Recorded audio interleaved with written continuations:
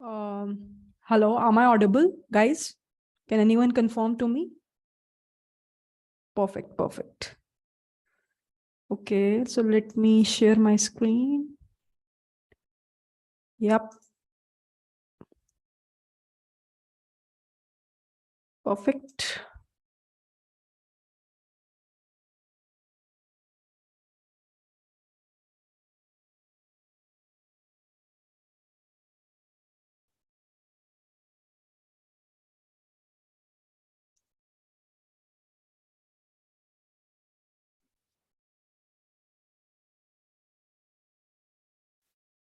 Now I think it's fine. Okay.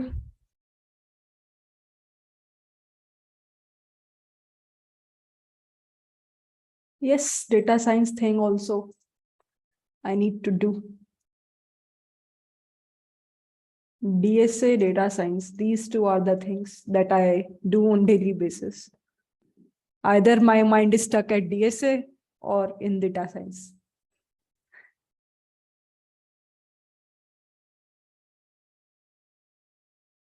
That's great. Super awesome. Hmm.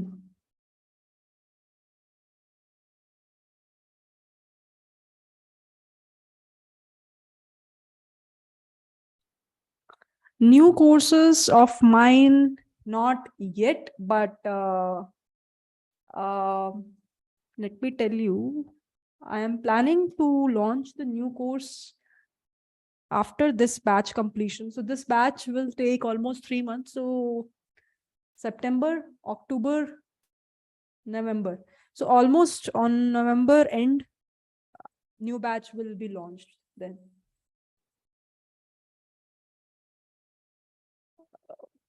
As of now, I don't have plan. I have too much on my head. I can't take one more batch. Healthcare domain for data science. We'll talk about maybe later. There is too much. Once I will start for healthcare domain in data science, then I will not stop because I have worked a lot in that. So let's start sometime later. Not data analyst. Data analyst, I don't have experience. So I have worked on big data. I have worked on data science and DSA. So, required in everything, whether you are a data scientist, you are a data engineer, you are a data analyst, you are front-end developer, you are back-end developer. Everywhere, DSA is something which is required. Will this be able to finish in 3 months because syllabus is huge? If it will go long, it's okay. Then I need to take 2 sessions at a time. But I have planned to launch the batch on after 3 months, and I have already give the commitments. So if it will go long after that, then side by side will take 2 batches. It's a Wacom pad, which we usually use for teaching purpose. It's a pen of that, and the platform here is Scribblink. So I like this platform a lot because we need to buy this thing, but it usually, initially when I started, I was using the whiteboard, Microsoft whiteboard. But here, this particular, first of all, the handwriting, I like my handwriting while writing on the Scribblink. And the second thing is that it usually easily able to give us the PDF version of that. So that's why I like this platform the most. Even in all my recordings, so I used to do a recordings also, I used to teach also, everywhere, I don't like that PPT kind of stuff. I like writing at the time of explaining, so live writing notes. And I think that will be more interactive to the students in the virtual mode, rather than showing the presentation and then talking about the same inside that what is happening inside the presentation.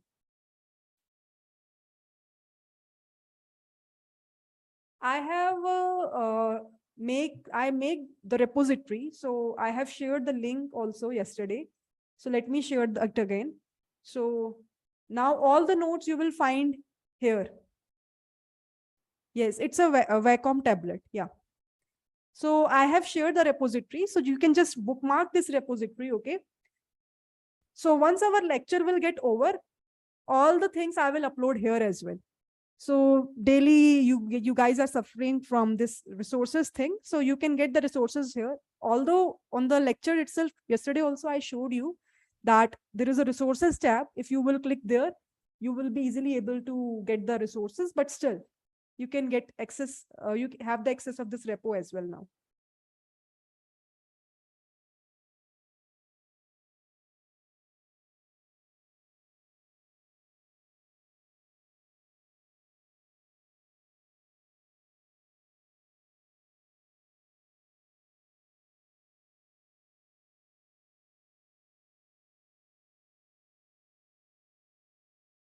Shall we start now? Thank you, Pradeep. Thank you so much. I think it's 3-5. How many people have joined? Let me check. Yeah, I think we can start. People have joined. Perfect. So, first of all, don't write in Q&A because I can at a time focus on one screen. So I am looking for the chat window. Okay. If those who are having the first session, so you might struggle a bit because we have covered up analysis module completely, and that is required first of all to understand the concepts which we are covering up now. And yesterday also we started with a new topic called arrays data structure, and in that we have covered up the basics of array. After that we have covered up the applications of array, in which we started with the searching algorithm. There we have talked about linear and binary search. So today the interview based questions will be discussed on the binary search. In other words, I can say the applications of binary search will be discussed. So if you are not aware about the working of a binary search, then, or if you're not aware about the array data structure, or you're not aware about how we can solve any recurrence relation, then you might face trouble. So those who are joining late, my humble request is that you have the 1 week duration of time, and we only have the classes on Saturday and Sunday, right? That too, I think 2 hours only, 2 or 3 hours at max. So within that duration, because all the lectures are available, recordings are there for all the lectures. So first lecture was the induction session. You can skip that session, and after that, the uh, that module of analysis will get started. So just try to grab all those things, and then only you will be able to understand the upcoming things. Okay, now shall we start now regarding the applications of binary search? By saying applications, we will discuss about the questions which usually can be asked from you in any of the interview when you are going. Now let's see who will get the actual understanding of the yesterday's session, whatsoever we have discussed. So let's get started with the today's session.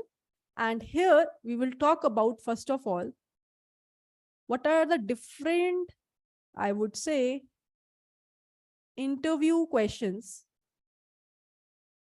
that can be asked from you on the basis of a binary search. So this question, the very first question which I am discussing, this is asked in a company called as Facebook to one of my friend. So when we discussed, he told me. So what was the question, which is in the technical round? It is not in the proper coding round, but in a technical round of the interview, they asked this question. The interviewer asked this question. So what was the question? The question says that suppose you will be having the elements, and the elements are not even in a sorted manner. They are not in a sorted manner, very first thing. So, but these are the integer numbers that you have. For example, you are having the values like -23, you will be having 40, you will be having 55, you will be having 1, you will be having 2, you will be having 27, you will be having minus 89. But after a few numbers, all the numbers are simply infinite. Like this. And obviously there will be n is the size of an array, I can say. N is the size of an array. And inside that, what you need to find out, you need to find out the position of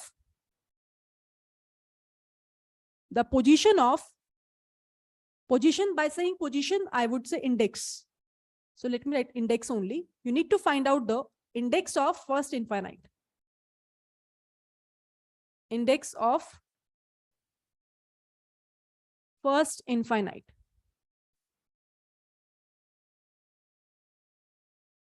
Who will tell me? How should we approach this question? Meaning, the output of this question should be, if my by default index is 0, it will be 1, it will be 2, it will be 3, 4, 5, 6, 7, 8, 9, 10, and 11. Suppose these are the data elements that we have. So the output of your question will be 7. How will we approach to this question?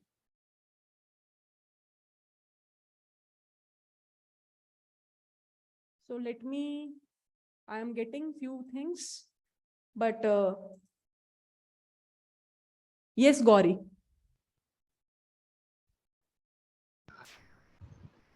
Yeah, yesterday as we covered two algorithms, one is linear search and binary search.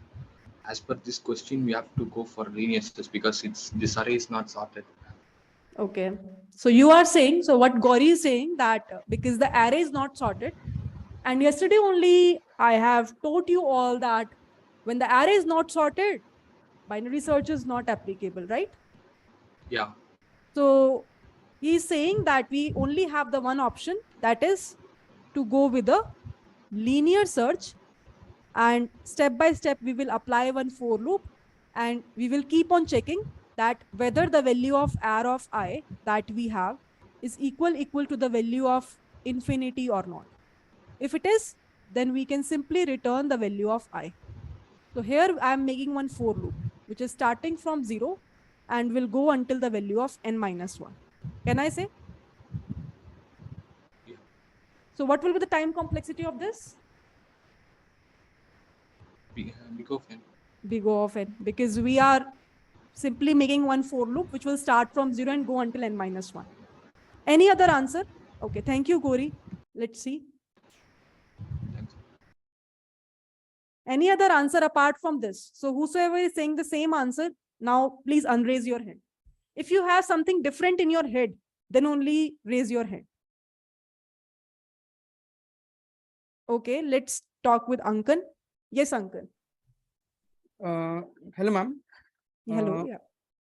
Ma'am, actually, I am thinking of this as first we would take the mid of the whole array by calculating the left and the right, just in we So would you are find saying we are taking a mid. So I will take the mid, which is 0 plus 11 minus 0. So I am taking an optimized approach to find out the mid, divided by 2. So it will be equals to 0 plus 5, which is equals to 5. So I will be able to get the value of the mid, which is equals to this. Then yes. So then we would actually see that if it is infinite or not. Now the case is that we are given in the question that after some length we are getting only the infinites. yes. So if it is not infinite, then eventually the infinite would lie on the right hand side of the things. Yes. So we would just increment the left to mid plus 1 actually this time. Correct. And Correct. then we would again search it like that. So now what he is saying, and this is what I am looking for the approach. This is the kind of approach which I was looking. And this you can say is a modified binary search. Here we are applying an approach of binary search, but somehow little bit modification is there. Here, if you will see, maximum students answer like that, just like the way Gauri has said, that once they see the question, in the question that interviewer is saying that the array is not sorted. So we never ever go towards thinking about a binary search in these kind of questions, because usually we already have studied from standard books and from mentors that we always have that thing in our head that if the array is not sorted, we can't apply a binary search. That's why in the yesterday session, I was telling to you all that in the upcoming session, when we are talking about a interview-based questions, at that point of time, I will tell you, you are just as of now seeing a physical thing, that physically your array is sorted or not. But you're not saying it logically, that logically are you able to sort the array? See, when we are talking about a sorting thing in a binary search, in the yesterday's class, what's the objective of that? Who will tell me? What's the objective of doing a sort before applying a binary search in yesterday's class? What's the objective? So that we will be able to decide that whether we should go towards left or right. Can I say? So that we will be able to decide that whether we should go towards the left of the mid or the right of the mid. Can I say? Now, in this case also, if you will see, are we able to decide by finding out the middle index that whether we should go towards left or right? Are we? Yes. So why not we can apply a binary search here? Always understand the logic behind doing that task. I said that binary search is applicable on sorted array in normal cases. What's the logic behind that? So that my code will be able to understand that whether it should go towards the right side of the mid or it should go towards the left side of the mid. When I'm asking you this question, why you are saying that binary search is not possible? Just like the way Ankan said, it's completely fine. What we can do is that we can find out the middle value. Now, what I told you that after completion of all the integers, then only infinite values will come. I told you, right? So, if suppose middle value is here 27, can't I say that whether I should go towards the right side of the middle or the left side of the mid? I can say, because this is an integer. So I am very much sure that the value should be present at the right side of the mid. So what I will do is that at that point of time, when here you can make one. So let me write the pseudo code here. The logic will be that you can simply check if the value of the array of mid is equal to the value of the infinite. Do one thing. What's that thing? Left variable will be equals to mid plus 1. In this way, you are saying to your code that go and search for the right side search space. Go and search for the right side search space. Can I say? Can I say? Now what will happen? Again, it will try to calculate the value of the mid. So now what will be the value of mid? It will be 6 plus 11 divided by 2. So I am doing it like I plus j by 2. What will be the answer? 8. Right? Lower bound is 8. So now we will reach to this point. Now it is equals to infinite. Then what will happen? What is my question? I want the index of a first infinite. But is this correct? Is this correct? No. It means that even though you are getting the value as infinite, you can't directly return that. That if the value of array of mid is equal to infinite, you can't directly return that. At that point of time also, you will check the left side of this. You will check the left side of this. So means what I'm saying is that when the value of the array of mid, sorry, here it will be equals to integer. So if it is equals to integer or any number, So left is equals to mid plus 1. If the value of error of mid is suppose less than or equal to the value of the infinite, suppose the value is equals to infinite, then also we can't stop here. We need to go towards right is equals to mid minus 1. We need to go again and we need to check that what is the value present in this index. So again, it will try to find out the value of 6 plus 7 divided by 2. What is that value? 13 by 2, which is equals to 6. Now, this is the mid. Now again here, if you will see, yes, it's a hypothetical question. It's not, that's why it is asked in a technical round, not in the actual first coding round. Just to check your knowledge that whether you know the internal depth of a binary search or not. It's a kind of a hypothetical question. That's true. Now, here if you will see, this value is again integer. So it will again go towards right. And now the mid value is also this. And the first infinite is also this. So it will be able to give the output as 7. In a nutshell, what I am saying by talking about this question is that the very first note that you should take from this question is that always whenever you are dealing with the questions, don't see that whether the array is physically sorted or not. Where people generally do the mistake, they see that whether so don't judge by looking whether the array is physically sorted or not. Whether the array is physically sorted or not. Don't judge by this. Then what you need to do? You need to specifically look for the logical sort. What is the meaning of that? That just like this question, even though the array is not sorted, if you will observe here, minus 23 is here, minus 89 is here, in between 1 to 27 is coming up. Even though the array is not sorted, but still I am able to decide that whether I should go towards left or right, right? So this sorting concept came into picture in a binary search just to divide the search space into two halves, just to get an idea that whether the search space, in the search space, we should go towards left or we should go towards right.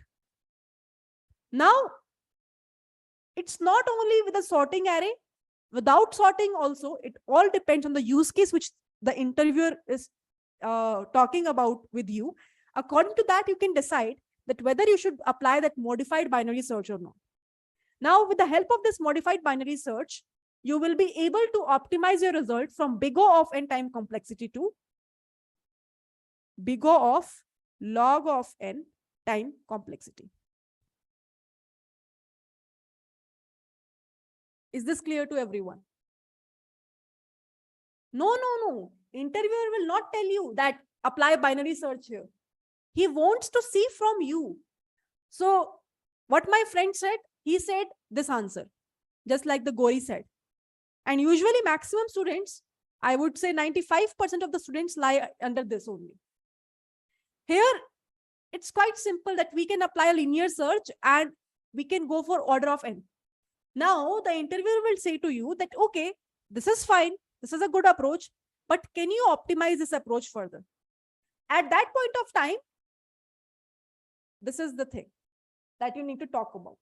Because with the help of this thing, you will be able to optimize your time complexity from big O of n to big O of log of n.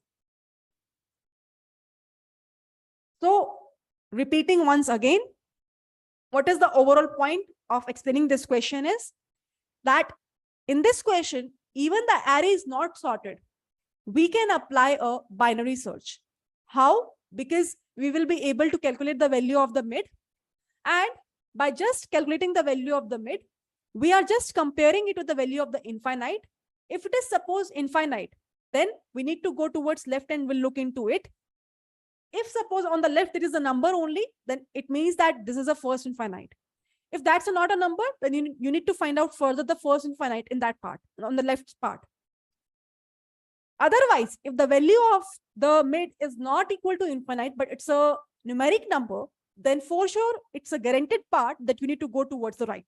Why? Because as I told you that the sequence of your array or the list is in such a way that first of all the values are integers. After that, it will be infinite. Is this clear to everyone? Infinity is not lying at in between. If it is lying, then we can't apply a binary search. That's why he said that it is at the end. Once all your numbers will be completed as an integer form, then it will be infinite.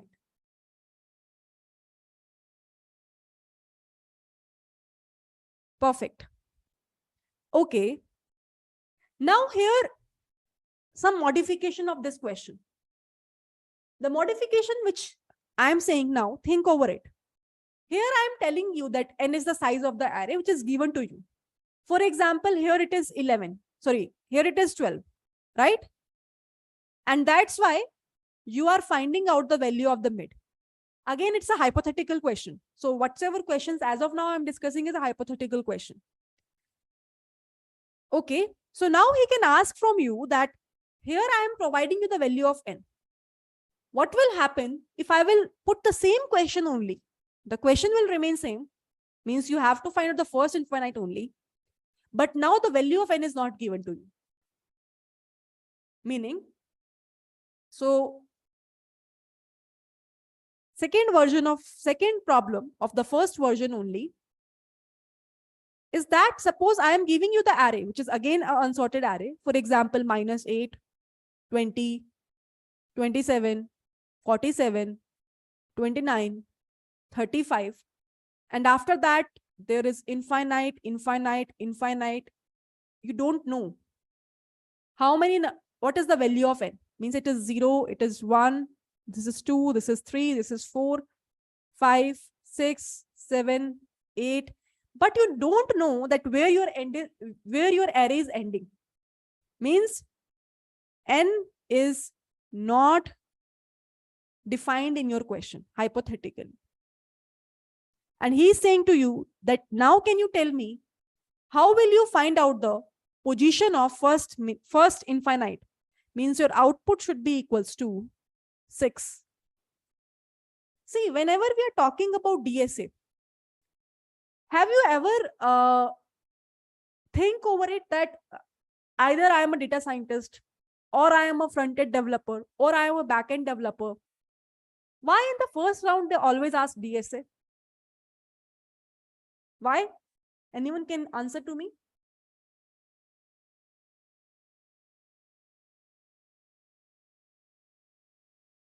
One thing which DSA gives us is the problem solving skill. And that's what an interviewer is looking for. Company can make you skilled if you don't know data science. Company can make you skilled if you don't know front end or back end development. They can make you skilled if you don't know any programming language. But they can't make you strong in a problem solving skill if you don't have the habit to learn, if you don't have that good IQ level. So that's why in order to judge your IQ level, in order to judge that problem solving skill, they use this DSA subject. So hypothetically, they can ask you any of the question where there is no need to type the code, because if someone is good with the logic, anyhow by using the Google, they can type the code. But the question is that whether they are good with the logic or not. And that's where this kind of testing will be done from you. Right? Now, who will tell me the answer for this? How we can solve this?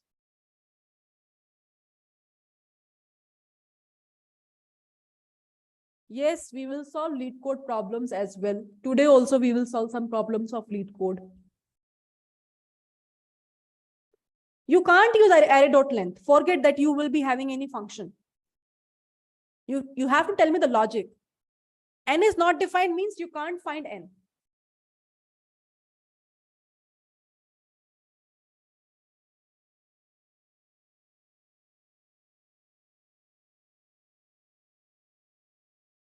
Okay. Yes, Pranjal.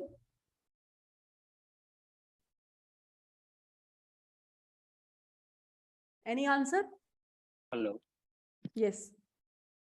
Yeah, ma'am, I have a doubt in the previous question. Ma'am इसमें ये मुझे ये समझ नहीं आया कि मान लीजिए मुझे मैंने निकाल लिया कि ठीक है फर्स्ट एलिमेंट मतलब इनफाइनाइट एलिमेंट मेरे को मिल गया like we have got 8 as a infinite element but 8 is not the first infinite element तो Yes. उसके लिए मुझे क्या करना रहेगा फर्स्ट एलिमेंट मतलब हमको लेफ्ट देखना रहेगा कि हमको फिर से मतलब जो लेफ्ट ट्रेवर्स करना पड़ेगा तुम बताओ क्या करना चाहिए अगर आपके पास इनफाइनाइट आ गया अब दो ही ऑप्शंस है या तो ये फर्स्ट इनफाइनाइट है या ना या फिर ये नहीं है तो हमें लेफ्ट में जाना चाहिए कहना इसे राइट में जाने का तो कोई लॉजिक ही नहीं है राइट नहीं मतलब लेफ्ट साइड बस देखनी चाहिए कि लेफ्ट ट्रैवर्सल करना चाहिए वो मैं पूछ रहा हूँ मतलब जैसे 8 है तो उसके बस 7 को चेक करना चाहिए या पूरा ट्रैवर्स करना चाहिए मतलब कि 8 को मतलब राइट मतलब मिड इक्वल्स टू राइट करके फिर ट्रैवर्स करें पूरा so basically what you can do as a pseudocode what you can tell to the interviewer is that first of all you will look on the left side okay this will not take much time and even not much recursion will happen now you will just compare with the left side of that element it is coming as infinite yes then what you can do now you don't know that it might happen that the previous one is also infinite yes obviously then what you can do is that you can make again a recursive call where you will update the value of right with the mid -1 because now you are sure that the value that you are looking for here is not first infinite okay मतलब पहले एक बार left में surety ले लेंगे उसके बाद हम yes मतलब वो करेंगे yes right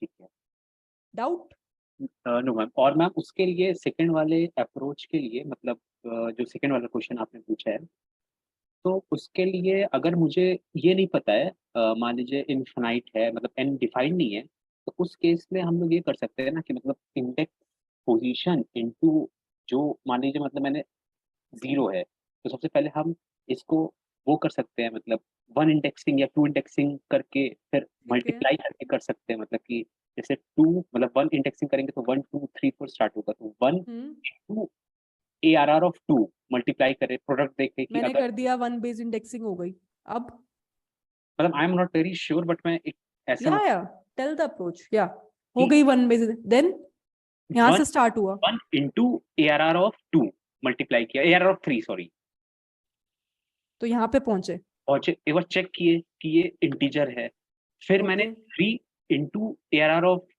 मतलब 6 किया फिर मैंने चेक किया कि मैं ये इंटीजर है फिर 6 इंटू ARR ऑफ 3 6 9 किया मैंने और फिर यहाँ पे देखा कि मैंने इन फर्स्ट इन्फिनाइट है तो मतलब यहाँ से है मतलब इसके लेफ्ट में एक बार चेक करेंगे और फिर उसके बाद वही जैसे ऊपर हमने अप्रोच लगाई थी वैसे कर सकते हैं नहीं ठीक है so this is the kind of approach which we can apply is saying it correctly so what we can do here is that instead of we are having usually by default zero based indexing what we can do is that we can use for the one based indexing thing अब हम क्या कर सकते हैं by 3 करना है by 3 कर दो just like the way Pranjal is saying or what we can do is that we can move exponentially by saying that 1 से 2 पे गए हमने देखा इनफाइनाइट नहीं है 2 से 4 पे गए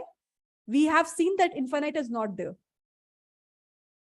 तो मैम इसमें एक चीज बताइए जो हमको मल्टीप्लाई करना होगा क्या ऐसा फिक्स रहेगा कि पैटर्न ही हमको चलना है कि मतलब 2 फिर 4 फिर ऐसे मतलब क्या हम ऐसे कर सकते हैं कि 1 से 3, फिर 3 से 6, फिर 3 anything whatsoever thing you think is better, क्योंकि it's your एक choice. एक प्रॉब्लम ये ना एक्सपोनेंशियल में, जैसे अभी तो स्टार्टिंग में तो नहीं है, लेकिन बाद में क्या है, बहुत एलिमेंट्स स्किप हो जाएंगे।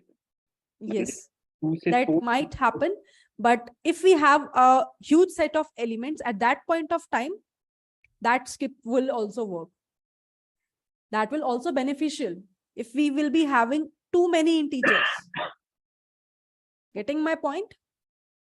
तो लेकिन हमको तो at the time of question पता नहीं रहेगा ना कि इंटीजर्स हैं नहीं है, तो जो एक मतलब नॉर्मल अगर हम अप्रोच लगाएंगे, कौन सी एक्सपोनेंशियल वाली लगाए कि वैसे जो मैंने मतलब जैसे 3 है, फिर मतलब एक्सपोनेंशियल नहीं, नॉर्मल मतलब 1 से 3, 3 So से 6 वैसा मतलब। exponential is better. Why? Because here what we are trying to do is that we are trying to multiply it after, means exponentially, like 1 into 2, 2 into 4, 4 into 8, right? 8 into 16. That would be better. Why? Because we will be able to skip more integer elements, and that will give you a fast result. Now here, if you will see, when you are moving from 4 to 8, right? At 8 again, you will do the comparison. So at every time you are doing the comparison, so you started with 1, there is -8, so it is not infinite. You went to 2, it is 20, it is not infinite. You went to 4, it is not infinite. You went to 8, it is infinite now, right? So at that point of time, you are sure that, okay, I am getting the infinite, but again, the problem is I don't know that whether this is first infinite or not. But now what you can do is that you will be able to get some range where you need to traverse and check that whether it's a first infinite or not. So what you can do here is that you can apply a binary search if you want. How?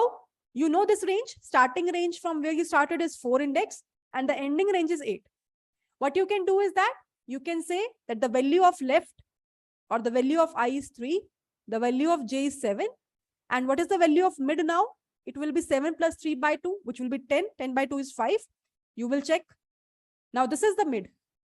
This is the mid. You will check that whether this mid value is having infinite or not. It's not. So you will definitely go towards right. Again, 6 plus 7 divided by 2. You will check it will be equals to 6. You will went there. It is infinite.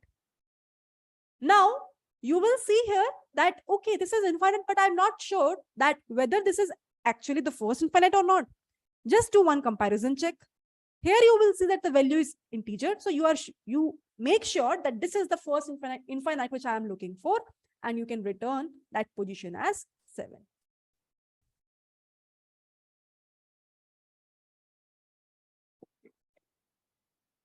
Is it clear, everyone? So here, if you will see, what we are doing is that we are making use of the pointers which we are increasing exponentially. So first of all, we are making an exponential increase.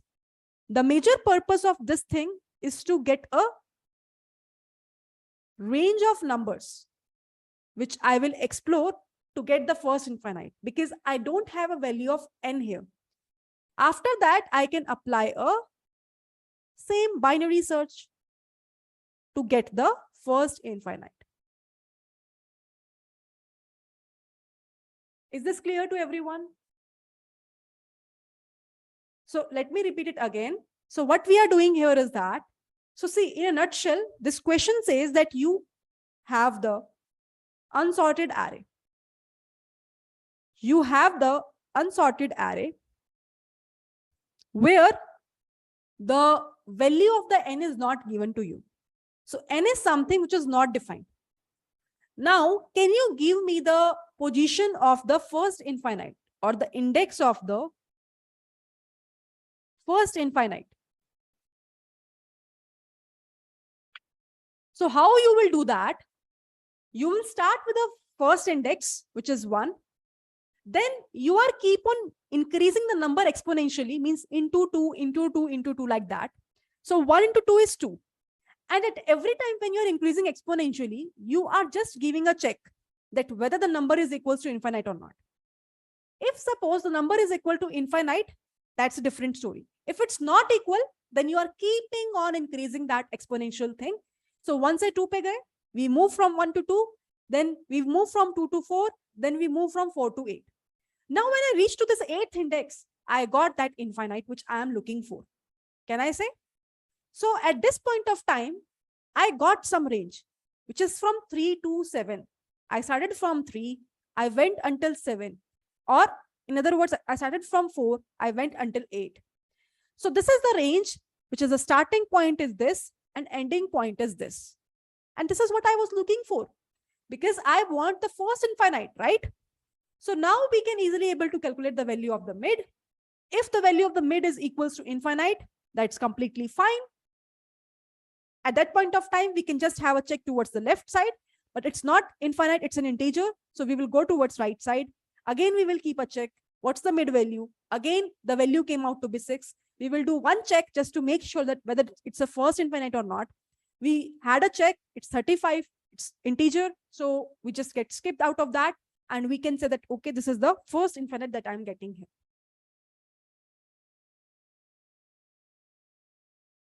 Is this clear to everyone?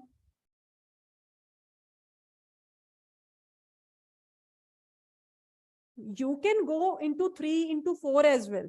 But the more you increase the numbers, for example, you are saying into 3 into 3. So what will happen? You are saying 1, then you are jumping from 3, then you are saying 9, then you are saying 9 3 the 27.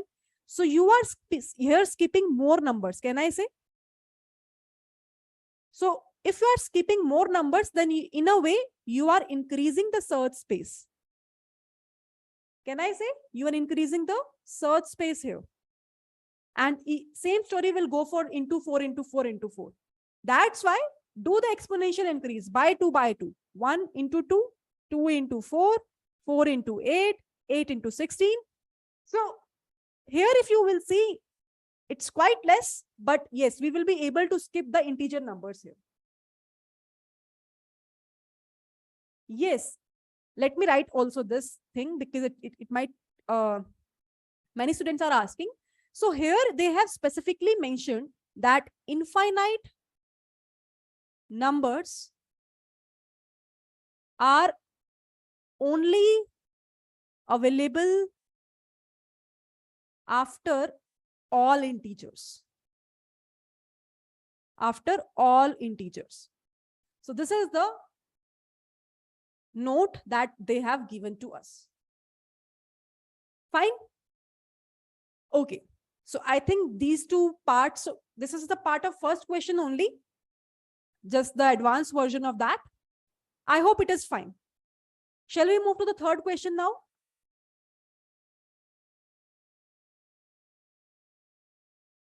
Shall we move? Okay.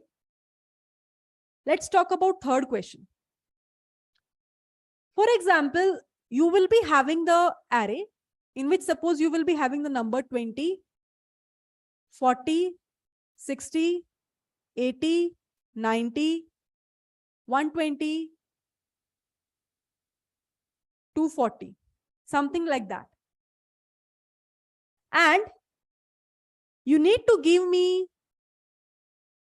a sum of two numbers, a plus b, which should be equal to 210. So you need to give me a pair. You need to give me a pair, which is a comma b, for which if I will add those two numbers, the summation will come out to be 210. How will we solve this problem?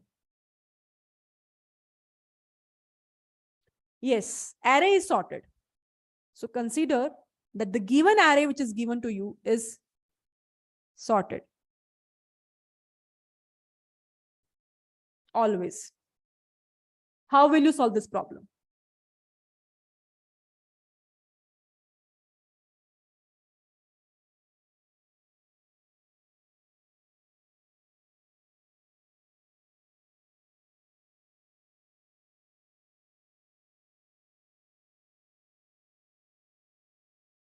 So let's talk with Pradeep. Yes, Pradeep. Hi, good afternoon. Good afternoon. There are two ways of doing this problem using two for loops, where I starts with 1, I starts with 0 and j starts with 1. If array of I plus array of j equal to the target, then we can Okay. return those values. So this gives O of n square, which is more time complexity. The other one, we can create an object on the top level saying that with the one for loop, where I equal to 0 starts with, and if what to say 20 minus what is the target, what is the value, something like 190, keeping that object as a key and value as the same as 20. If the 190 comes again, it adds that value and gives the result. What is the complexity for that? So often what you are saying is that, for example, you are fixing one value of a, suppose a is equals to 20, and you are finding out the target value, which is equals to 210 minus 10 minus 20, which is equals to 190. Then you are looking for that number inside the remaining numbers. Can I say? Yes, the same. So the question is, my question is that, I mean, checking out with the 40 and 60 the same and inserting yes, into you are making the same thing for all the elements. Yes. Now, in this particular case, everyone, what do you think should be the time complexity?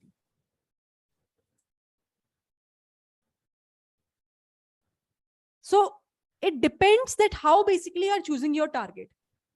If you are choosing your target using a linear search,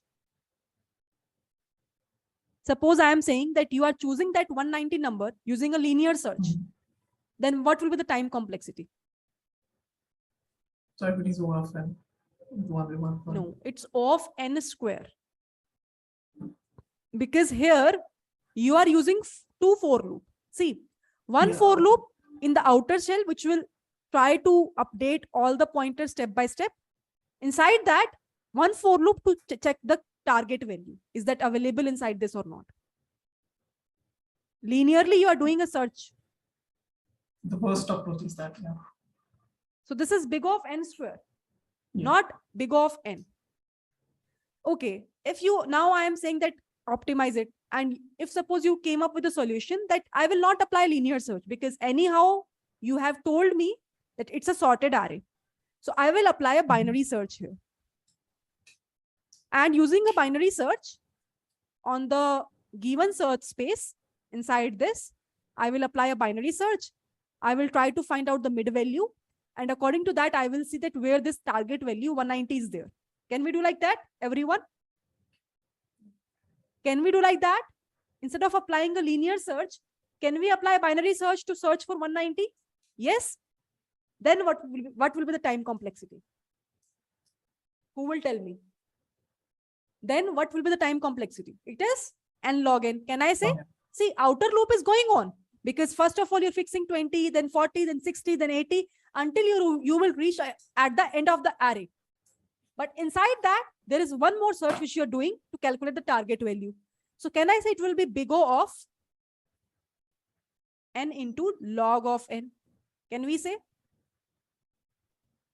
Now the question is, one is n square. Which one is smaller? N square or n log n? Complexity classes, remember. Which one is smaller? N log n. So big O of n log n is having a smaller time complexity as comparable to big O of n square. Okay. Okay. Means we are approaching towards a more optimized approach. So this was the approach number 1 that we got. Right? And this was the approach number 2, which is an optimized version of the approach number 1. Can we optimize it further? Can I do lesser than n log n also? So let's talk with Grijesh now. Hey, Priya, I'm audible? Yes. So why not we just do with take a left pointer and the right pointer, go to that array, right? So let me we remove start with everything. the left pointer as a 0, 20. Okay, so he is saying take 2 pointers. So I am doing the same thing. So this is the left pointer. Where Yeah, should be my and right pointer? 240.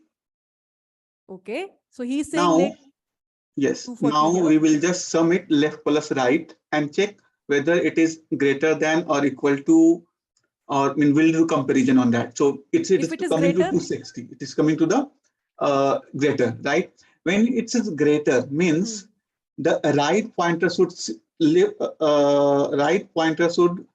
move towards the left pointer, means we can decrease the right pointer to r minus 1. can I say? Yes. So again, Otherwise, if suppose vice versa is the case, then we have to increase the left pointer by 1. left by plus 1. What is the time complexity of this approach? The time complexity is linear, right? Exactly. So here, if you will saw, very good. It's a very good approach, and that's the finally optimized approach. So this question can be solved using 3 approaches, and that's the approach number 3, which is the optimized version of all other approaches that we have discussed so far. Great. So I'm happy with the batch. At least you guys are making a sense out of what I want to say. Before saying anything, I will say something. You guys are able to get my point very much clearly. And this approach is also famous by the name of a greedy approach. And let's talk about that approach in a greedy module. Let's talk simple words, 2-pointer approach. And this is very much famous in DSA, 2-pointer approach, where I am using 2 pointers. One is left and one is right. Now what we are saying is that we can just make one while loop at the upper end, and we can say that until the left pointer is less than or equal to the right pointer, do one thing for me. What? Just do the summation. If the value of left pointer, so if the value of r of L plus the value of r of R, where what is L? L is the starting index that I hope everyone has already saw. And what is R? R is the ending index of my array. This problem we will solve, implement also. So I will give to you, just understand the logic, then you guys will implement this particular thing. So we will solve the question with the approach number 3. Try to understand this approach very much carefully. So I'm writing the pseudo code. You guys give me the code then.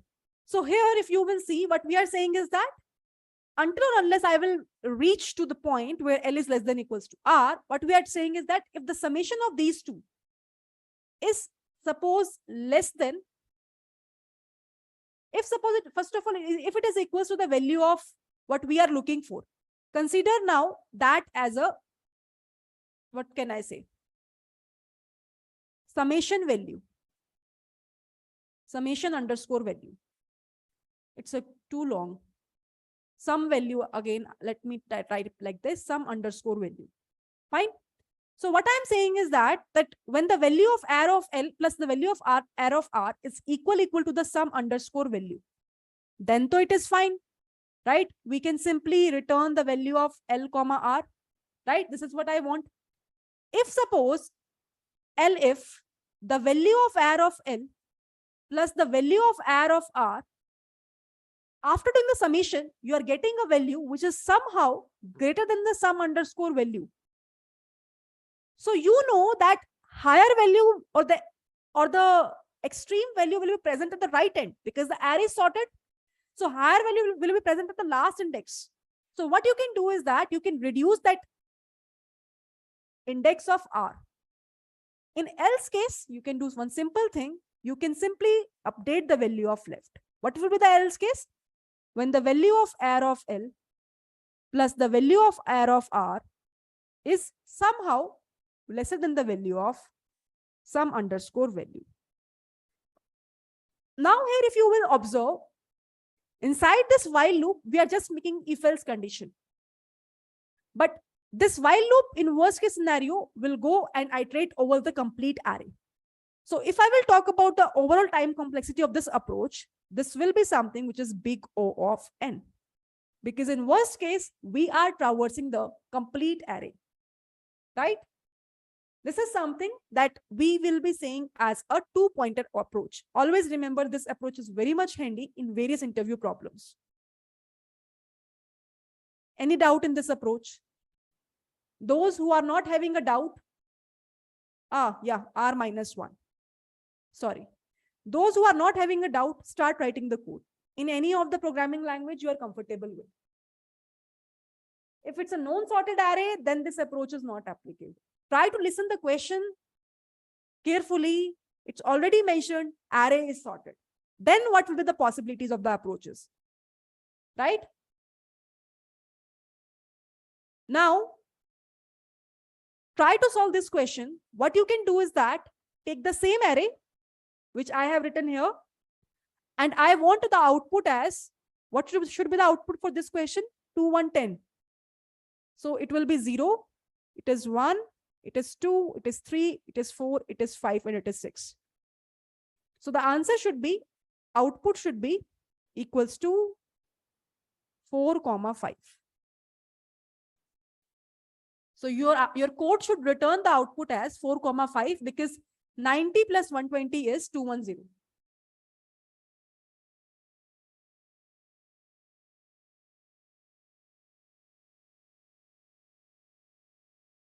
Yes, with binary search, you can go only with this question. That's true, because here it is sorted only. That's why we can apply a binary search. Try to solve it. I am giving you all maybe 5 minutes of time. It will not take much time because the code is very simple. This is the pseudo code I have written here. Let's see who will give me the code first.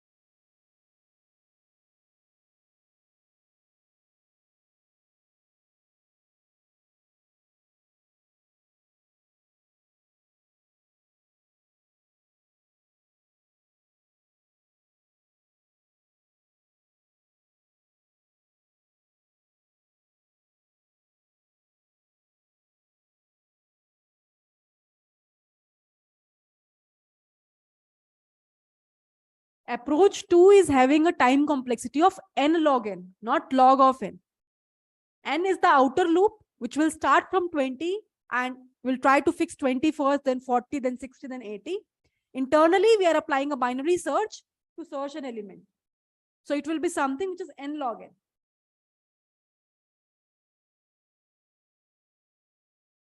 Okay, I start getting the answers.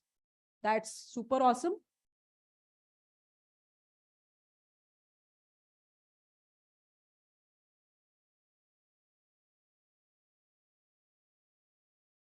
Let's copy the code of Grijesh. Let's see whether it will be working fine or not. Otherwise, I will write the code or will rectify that code. So let's open the new file here.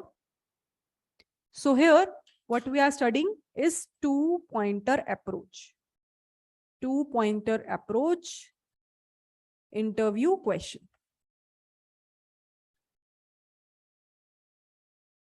So this is the code written by, I think, Grijesh. Let's see.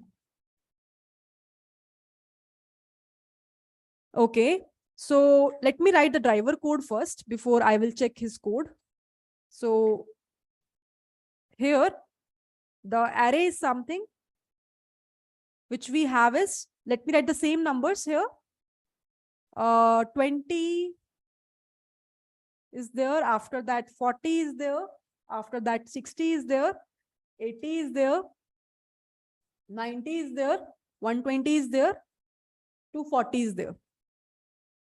Perfect. Now, the target sum, he's taken the variable as 210. What is the function name? ToSum. So let me just copy this function. And what we can do is that we can take it as a result and let it print the result. So it is not returning anything.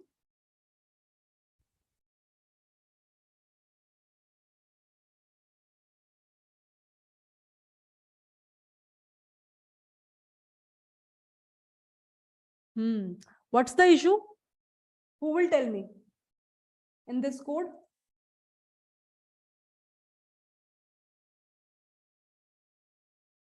There is one issue.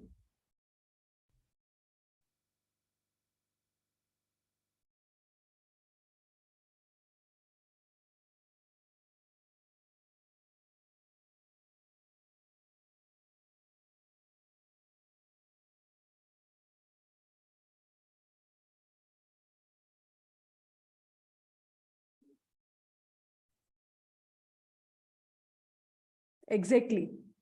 Where is the while loop, Grijesh? So you guys, when you are giving the code, run it at your terminal first. Otherwise, don't give me just like that. It's a very yesterday also I have seen one code where this is the issue. While the value of left is less than equals to the value of the right,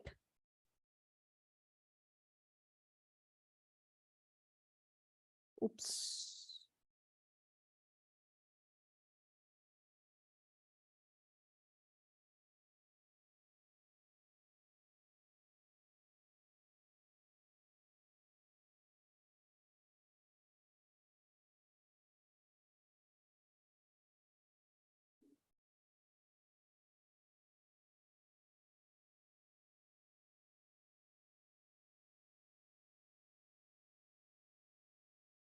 Now what's the issue?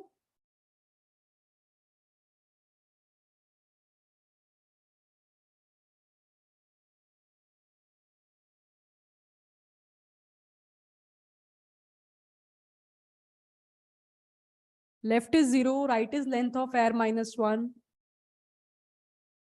While left is less than right, go internally.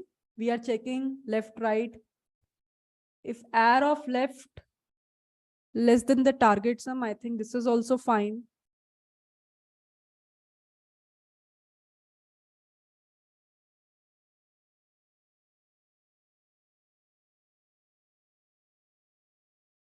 I think there is not even a need of this. Left and right, we are returning. When the value of these two summation is less than the target sum, means sum is bigger. At that point of time,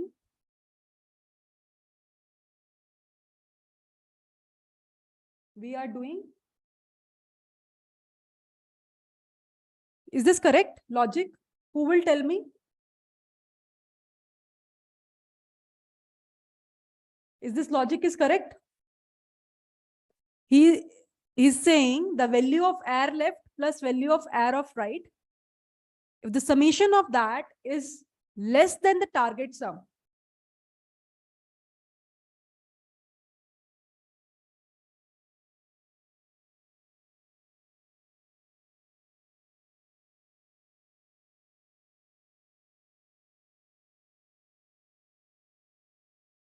what we have discussed in our class. So what was the logic? Let me again go back to the PDF. This was the PDF, right? If the value of the summation is greater than the target sum, then we need to decrement by right. And here you don't need to even cram it. Just think it logically. If the value is greater, summation of those values, then what we are saying is that we are saying that add those two. If it is greater, then decrement it. Now in your code, what you have written? If it is lesser, In the target sum, you had written the value of right this particular equation. This is wrong. At that point of time, left should be incremented.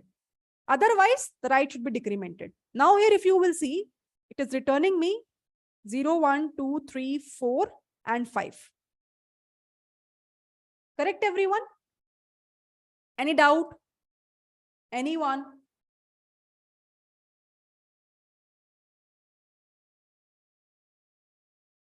The main thing which you need to understand in this question is that how basically we are moving this pointer left and right. Many students used to do the mistake on this part only. Otherwise, things are very simple and very easy. Now, here if I will talk about the time complexity part, what will be the time complexity of the code? Here, if you will observe, only one while loop is working on. So it will be nothing but big O of n. So we started with the approach of n square, then we move towards n log n, and then finally we move towards n. And this approach is famous by the name of two-pointer approach. Now, let me download this file first so that I will be able to oops. Okay. Now, let me go back to the PDF. Here, we moved from big O, we started from O of n square, then we move towards O of n log n, then we move towards O of n, which is having a lower complexity, O of n, then O of n log n, then O of n square.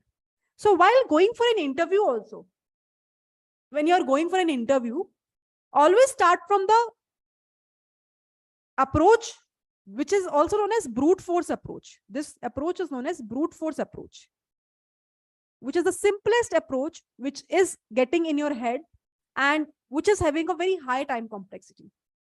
Then step by step in an interview, move towards solving an optimized version of the approach. That is the most preferable way of explaining any code to the interviewer.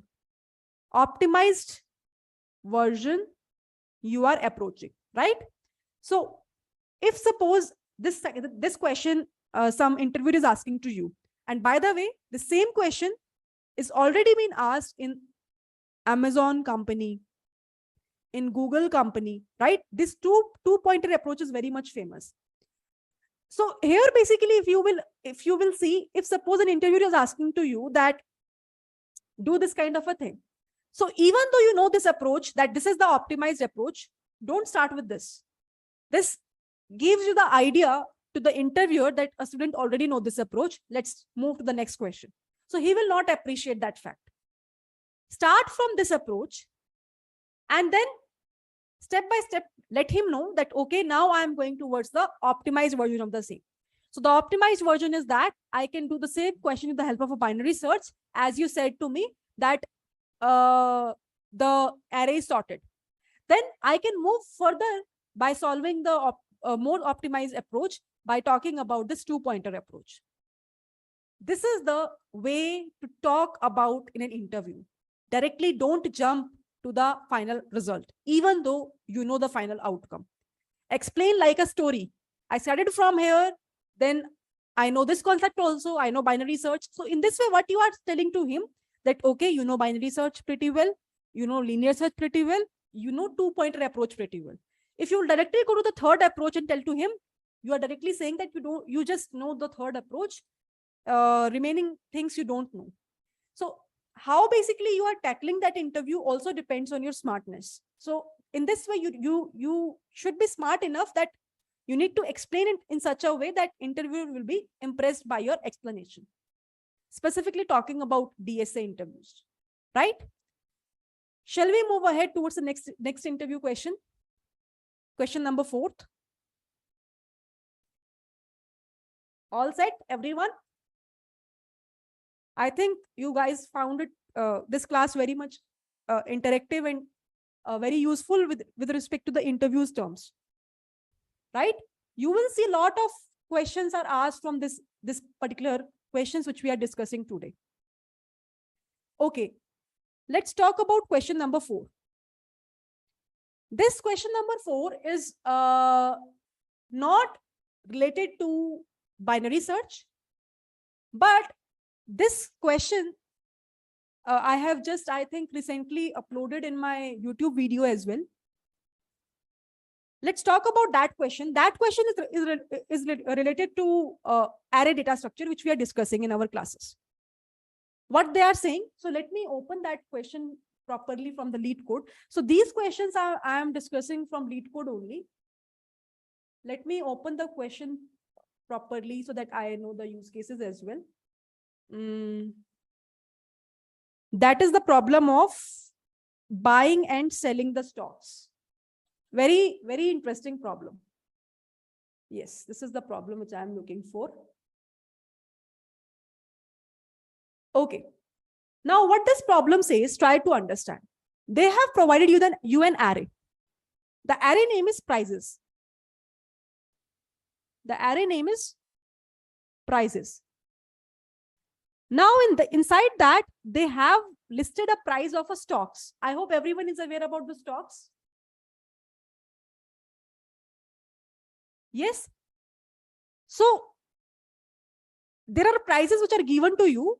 For example, the first test case is 7, 1, 5, 3, 6, and 4. Fine. Okay. It means that, so if it is I think they're considering from the first day or 0, 1. Yes, first day. This is the day 1, this is the day 2, this is the day 3, 4, 5, and 6. Now, what they are saying in the question is that if suppose a person will buy a stock on first day, he will buy at ₹7. Now, if you will see in the complete array, the stock price keeps on decreasing. So he can't make a profit. What you want to calculate is that you need to calculate that what is the maximum profit a person will take if this is the sequence of the days of the prices of the stocks. What will be the maximum profit? For example, in this case, I can see that maximum profit will be 5, because suppose if a person will take the stock on day 2 at a rate of 1, and if he will buy that stock on day 5 at a rate of 6, so the maximum profit will be 6 minus 1, which is equals to 5. And this is the maximum if you will compare from all the array that I have. Can I say 5 is the maximum profit that a person will get out of this? The sequence is given to me. Can we say? Everyone. Again, please try to understand the problem statement, what I am saying here. A person will buy and sell the stock. That is for sure. What you need to calculate is that what is the best time to buy and then sell the stock. Best time meaning at what time he will be able to get the maximum profit. 6 is the maximum profit. How? Pritam, just unmute yourself. Just raise your hand. I want to know how you are saying 6. Yes, please say. Hello. Yes, please say. Yeah. So there is a number. There is a price 7. No, on 1. Okay. On this day, he will buy the stock. Oh, okay. Sorry. We can't go backwards on day, right? Real life scenario is this only, no? Okay. Day 1, you are buying it, no? Then only you will sell. If you don't have the stock, then how will you sell it? Yeah. You can't go back. Yeah. Sorry. No, but if we move to day 2 and sell it, Huh. then- Buy it. Firstly, you need to buy. How you are selling it first? okay, I think I misunderstood the question then. You buy this stock on second day at ₹1. Yeah. Can I say? And Yeah. then after 1 only you can sell. You can't go back and on day 1, right? Once day 1 is gone, it's gone. Now you need to look for day 3, day 4, day 5, day 6. What is the highest price? This Okay, one. okay. Now I got On it. this day you will sell. It will be Yeah, 5. yeah. Okay, fine. Okay. Yeah, maximum loss, if someone is asking to you, here we are talking about maximum profit. Usually people interested on the profit, but here people are interested in loss as well. That's good. So maximum loss will be 7 minus 1, which is equals to 6. Correct? But let's talk about as of now profit only. So is the problem statement is clear to everyone now? Perfect. If it is clear, then tell me the solution. Think over the logic. Then we will do the implementation also after that. Okay. So now I want to unmute Pranav. I think he's saying the correct approach. Yes, Pranav. Ma'am, I'm audible. Yes, definitely. Ma'am, firstly, we need to find the minimum number, ma'am. Okay. This one. So if you suppose just focus on finding out the minimum number, you did the mistake of, what was that guy? Pritam. So if suppose you will be able to find out the number, Yes, minimum number, which is 1. Okay. After that, now you need to make sure the sequence also, guys. Don't miss the sequence. Suppose this 1 is present. Suppose this 1 is present here, or maybe in between of that. Then you might get a wrong answer as well. So what I'm saying is that after that you need to do something. That is fine. Minimum number you will be able to find out on a sequence, which is yes, 1. Then, ma'am, after finding the minimum number, we need to check the day of it, ma'am. If the day is greater than 1 or 2, we need to go for the right side. okay, As you this is to this will be, we can make it more easy. I got your point. We can make it more easy. Okay. How? Any other student who want to? So what he is saying is that firstly we will be able to find out the number. Now, in order to make sure the sequence, we will just check which day it lies, and then according to that we will decide that whether we should go towards right for selling or not. Store the max difference in one variable and check the max from that. Store the max difference in one variable. Suppose I am taking a variable named max profit.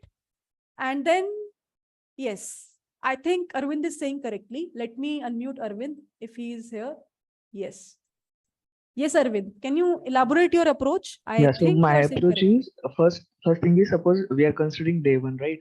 Then we will check whether the numbers on the right side is greater than 7. If that's so, then we can iterate on the right. In that case, we will be having profit, else not, right? Perfect. If we are having a number greater than 7, then it's okay. Else we will move our index to 1, right? Then we will calculate the difference. Again, the same condition will apply. Check the greater and all these things. We'll calculate the difference and we'll store it into one variable. Okay. If 5 minus 1 is 4, then we will get 4. Okay. Then it will calculate 3 minus 1, 2 is this. 6 minus 1, it will be 5. So we will check whether the new calculation is greater than the max number that we store in that variable. If it is greater than that, we will replace that number. And likewise, we will calculate for all the numbers. So for now, that, maybe it's like iterative approach, but I think it will help us to find out the This is correct approach. So what will be the time complexity for this approach? I think it should be over n square because we are comparing two numbers. Actually, we are iterating, right? We are taking one number and then comparing it with another number. Exactly. So now, can we optimize it further? Can we make it like log of n or maybe order of n, something like that? 2-pointer we can do, but I'm not entirely sure. Like taking first pointer and last pointer, but not sure. This is the one I got, I think. Okay, fine. Okay, thank you. Anyone which can explain to me more optimized version of what Arvind said?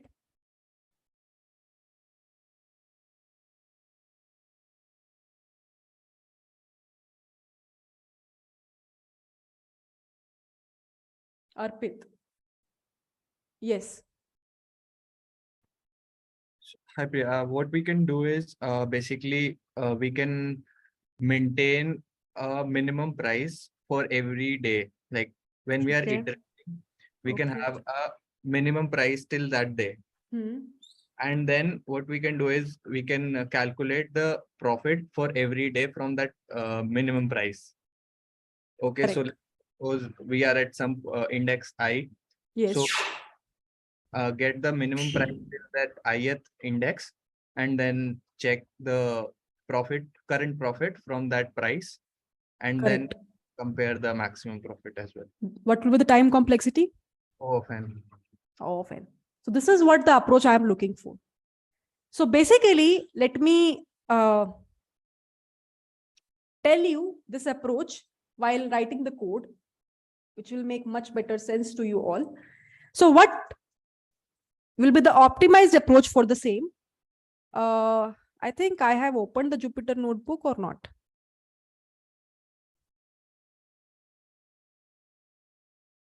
So here, let's talk about the another interview question, which is that best time to buy and sell the stocks, right? So first of all, let me write the driver code here. So we will be having the price list, which is equals to, I am writing the same number, 7, 1, 5, 3, 6, and 4. Okay. I think these are the numbers that we have. Now, what we want is that we want the maximum profit.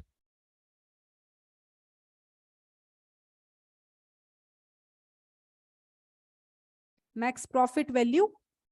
And here we can call the function find max profit. Inside that, we can call the list or the array that we are taking. And here we can print the maximum profit of buying and then selling the stocks is, and here we can say, we can return that max profit value. Right, everyone? Now let me write the function definition of the same. Function definition of the same. So here, finding of maximum profit, correct? Now try to observe this. What we are trying to do here is that we can take one variable called as min price. Min price, and we can define that value with some highly infinite number. Okay. After that, max profit is something which I am defining with 0 value. Now I will make one single for loop for I in range, which will go until the value of the end of the array. And here what we are saying is that if the value of the price of I, which is the current value which I have, is lesser than the value of min price, at that point of time, the value of min price, assign the value of the min price as price of I. Yes, it will be length of the price. Thank you for rectifying me. Correct? So here it will be. So now currently, whenever I am getting a minimum price side by side, I am storing it inside one variable. But now it will be in a sequence. So that day problem will never come.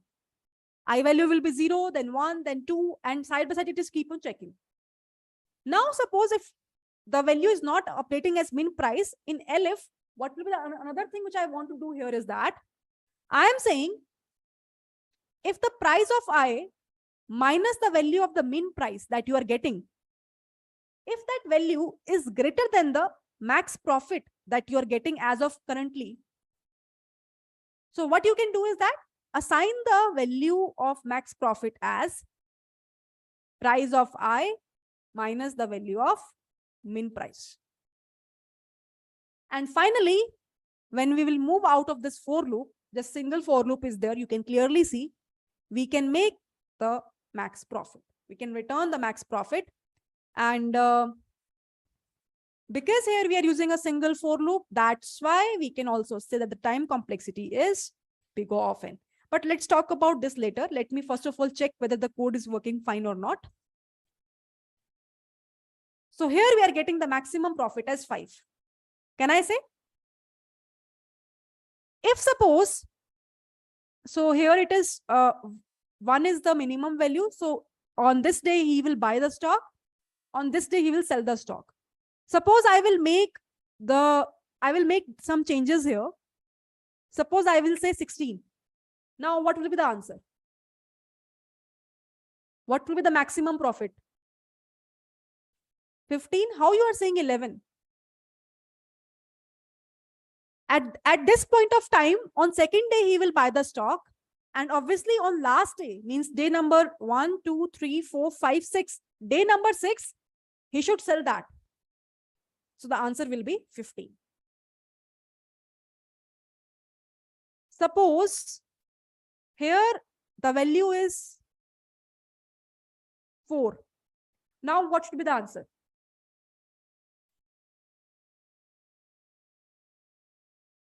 On which day he will buy? On which day he will buy the stock? On day number 4. On which day he will sell the stock? On day number 6. 16 minus 3, 13. 13 is the answer. Correct? Meaning the approach that we are looking for is perfectly fine. And that's what I think the last student, I don't remember the name, was talking about. So basically what we did is that, so here we have just do the initialization. Here we just did the initialization. So usually whenever we are initializing the minimum value, we initialize with some small number. And whenever we want to initialize some maximum value, we initialize with 0. Because we want a minimum price from the list. We want a maximum profit from the list. Not minus infinite. Here we are comparing it with some. So if you will write minus infinite, then it will be wrong. Why?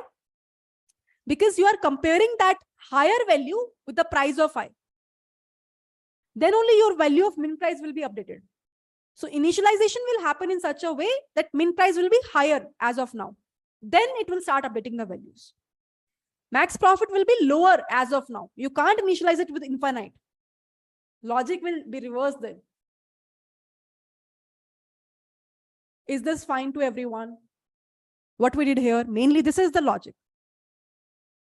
If you guys got this logic, again, I think if I will be not wrong, this question is asked in Amazon 55 number of times. Same question. Microsoft 17 times. So these companies are looking for these kind of questions only in an interview. If you know the logic, if you know the problem solving skills, it's quite easy. If you don't know the logic, see, here nothing called recursion is happening. Nothing called bigger dynamic programming is happening. Nothing called bigger, what we can say, greedy approach is happening. Nothing. It's just simple array-based question. And always remember, smaller portion, which we think that it's just a small thing, like arrays, like strings, maximum questions from the very big MNCs I'm talking about, they will ask these questions from this chapter only, array and strings. So don't ever, underestimate these questions. These are the questions which might be asked from you. And you are just working very hard on dynamic programming. It might happen. So always have a good fundamental first, then go to advanced things. Yes, fine. Can we move ahead towards the other question? Let me download this again.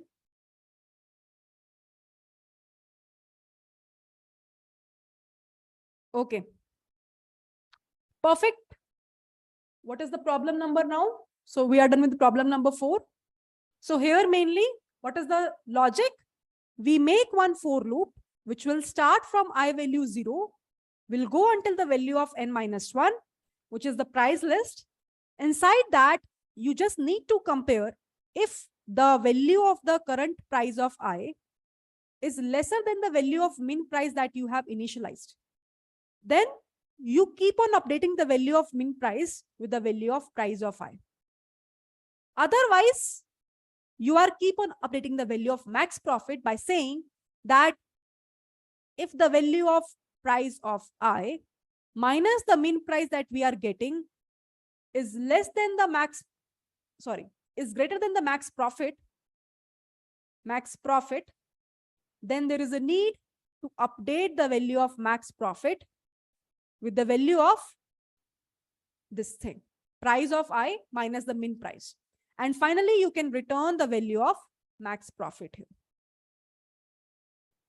Fine? Everyone?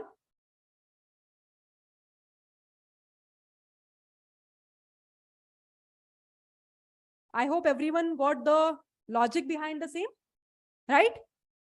Perfect. Let's move ahead with the question number 5. Now, until so far, we have talked about the, what I can say, 1D array. What is the meaning of 1D array? Means you will be having a single dimension data in the form of a list. There is something other than that, which is the concept of 2D array, which we call as two-dimensional arrays. In 2D array, we will be having the rows followed by the columns. Yes, Shubham, mean price is something which we have initialized initially as the infinite value. So min price is something which is basically used to store the minimum value of the price. So it will start from 7. Initially, the value will be updated as 7 because the value of the min price is very high at the time when we are starting this process. Then it will store as 1. After that, this value will never update because this particular condition will not satisfy. Getting my point? Everyone? Logic is fine? Okay. Now, when we are talking about 2D arrays, we will be having the rows as well as the columns. That's fine. Now, like this, 2, 4, 6, 8, 10, 12, 20, 27, and 40. So here, if you will observe, I will be having the rows and I will be having the columns. This is the row number, which will by default start from 0. And this is the column number, which will by default start from 0. So I hope everyone knows this is something which we called as columns. This is something which we called as rows. Correct, everyone? Now, this is something which we called as 2D array, and the application of 2D array is that it is really helpful for the any kind of matrix computation. For example, you want to do a matrix multiplication. For example, you want to do a matrix transpose. Right? Anything related to the computations of the matrix, you can do with the help of 2D array. Now, how we can access any element in a 2D array? So basically, suppose I want to access this 12 element. So if someone is struggling with the code of previous thing, it's okay. It's completely fine. As of now, whatsoever I am teaching, focus on that part. Otherwise, you will miss this part. And then you will ask the question from this part. If anything you think is missed at that point of time, just take a bookmark or take a short note of that. It's one simple tip which I am telling to you because there are so many students in the class. So at that point of time, what you can do is that you can just bookmark that thing. Okay, this thing is missing. Then there are two things. Either you can connect with me on the session itself or via mail, or you can just rewatch that recording. 99% of the times when you rewatch the recording of the sessions, you will be able to get the point where you are missing, right?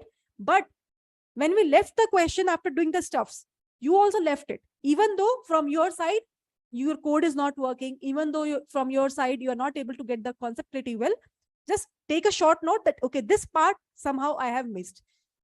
At least don't miss the upcoming parts, right? Just forget about that.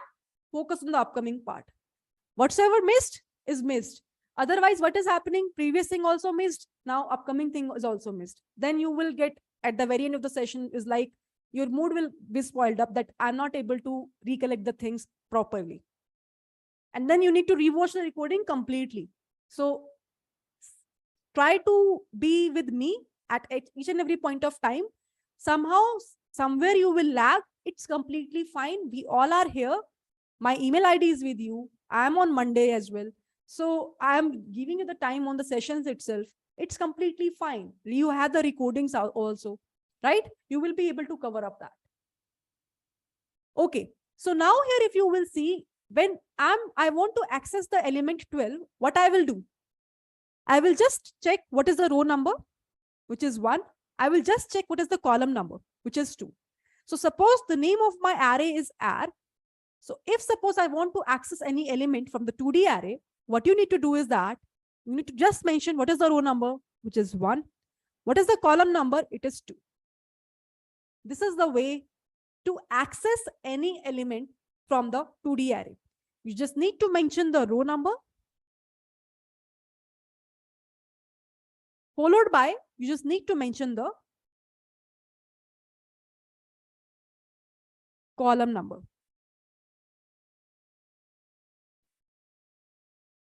If there is someone while writing the code is facing some trouble in JavaScript as well, I think yesterday I have given you one ID, anurag@ainron.ai.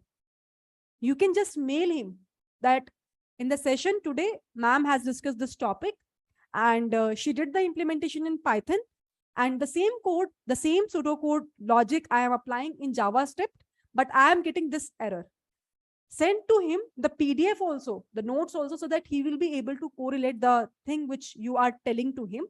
So he will just see the pseudocode and he will just check with the code, with your code, and you can at any point of time mail to him referring my name that I'm from her batch and she gave me your email ID, and he will debug your code. Wherever is the issue, he will mail you back, right? I will just connect with him and I will tell to him that he will also help you out.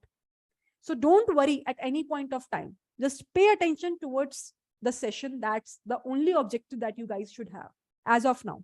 Because the only purpose of live session is that take as much as you can, discuss as much as you can. Otherwise, there are so many recorded videos which you can see on One Neuron. What's the purpose of taking these live sessions? The only purpose is that there is always a difference between a self-paced course, which I feel genuinely, and a live session. Because in the live session, you can clearly interact with the mentor. You can ask the doubts, right? Now, here if you will see, this is the thing that we have. Now the question is that if suppose someone is asking to you about a binary search in 2D array, how you can apply that? So there is very famous question with respect to this as well, where the question says that you have been given an array. You have been given an array which is of size m cross n. So here, what is the size of your array? It is 3 cross 3. Can I say? So this is the row number of rows. This is the number of columns. Right? So here, if you will see, what interviewer is saying to you that I have been provided you a 2D array of size m cross n, where m indicates the number of rows and n indicates the number of columns. Fine. Now, there are two things which are given to you. The very first thing it says is that all the integers in each row are sorted from left to right. So the very first thing that he is saying is that integer in each row is sorted from left to right. From left to right, all the integers are sorted. This is the first constraint. Second constraint it is saying is that first integer of each row, first integer of each row is somehow having a value which is greater than the last integer of previous row. Last integer of previous row. So this is the 2 points that you need to consider. What is the meaning of that? For example, I'm taking one 2D array like this: 1, 3, 5, 7, 10, 11, 16, and 20. After that, 23, 30, 34, and 60. Here, if you will see, we have been provided the 2D array, which is of size 3 cross 4, because I am having 3 number of rows and 4 number of columns. If I will do the labeling also with respect to index, this is a kind of a structure which I will be able to get. Okay. Now here, if you will see, what is the first condition it is saying? So this is the problem number 5, which we are solving. So these are the constraints. Now let's try to understand each and every constraint step by step. What it is saying, the very first thing is that if you will observe every row, all the rows are sorted in nature. Can I say 1, 3, 5, 7, 10, 11, 16, 20, 23, 30, 34, and 60. Second thing, if you will observe, the first integer in each row is having always the greater value as comparable to the last integer in the previous row. Similarly, first integer in the next row is having a value which is greater than the last integer of the previous row. 10 is greater than 7. If you will observe, 23 is greater than 20. This is a kind of a pattern that you will observe in this 2D matrix.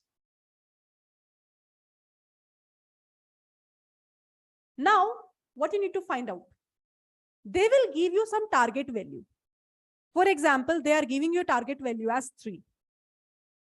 You need to see, you need to check that whether this target value 3 is present in this 2D array or not. If suppose this target is present, you should return the output as true. For example, in this example, your output should be true. But if suppose I am writing the target value as maybe 32, which is not present in this array, at that point of time, the value of the output will be false. This question was asked to me personally in my interview when I was giving the interview at Amazon.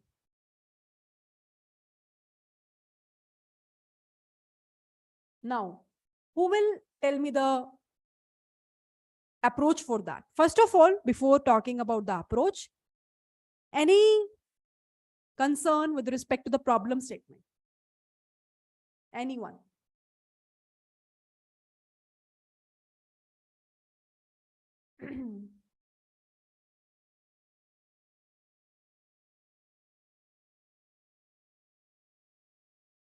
So problem statement is saying that you have been given a 2D array of size m cross n, where m is the number of rows, n is the number of columns. They have been given the 2 important constraints here. Very first thing is that in every row, if you will observe, all the rows are sorted in order. From left to right, you will find them sorted. Second constraint says that the first integer in each row will be having value which is greater than the last integer of the previous row. For example, first integer in the row number 1 is having a value which is greater than the last integer of 0th row. Similarly, first integer of the row number 2 is having value which is greater than the last integer of the first row. Now, what you need to do here?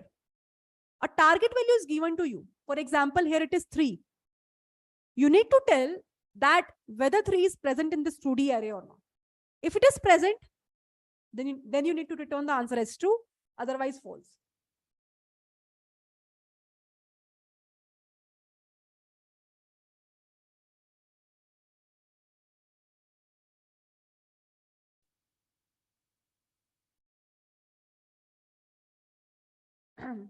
Think over it. Let me come back within seconds by taking a water.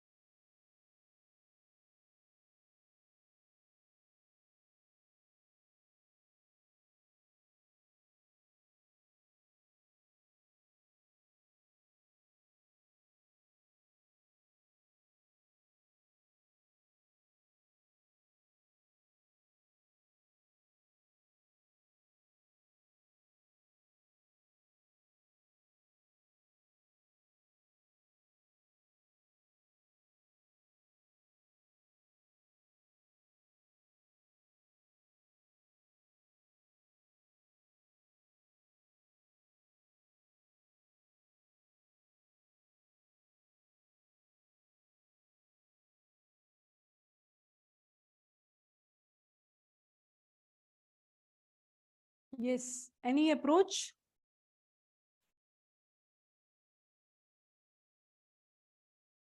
Yes. 2D array is represented as list of list in Python.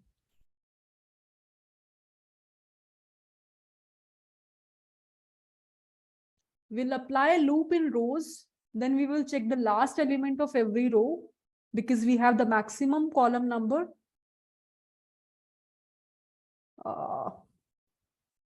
Let me unmute you guys because it's too much conversation. Let me first of all unmute Arpit because I think the approach is fine. Let's talk about more, then we will decide. Yes, Arpit.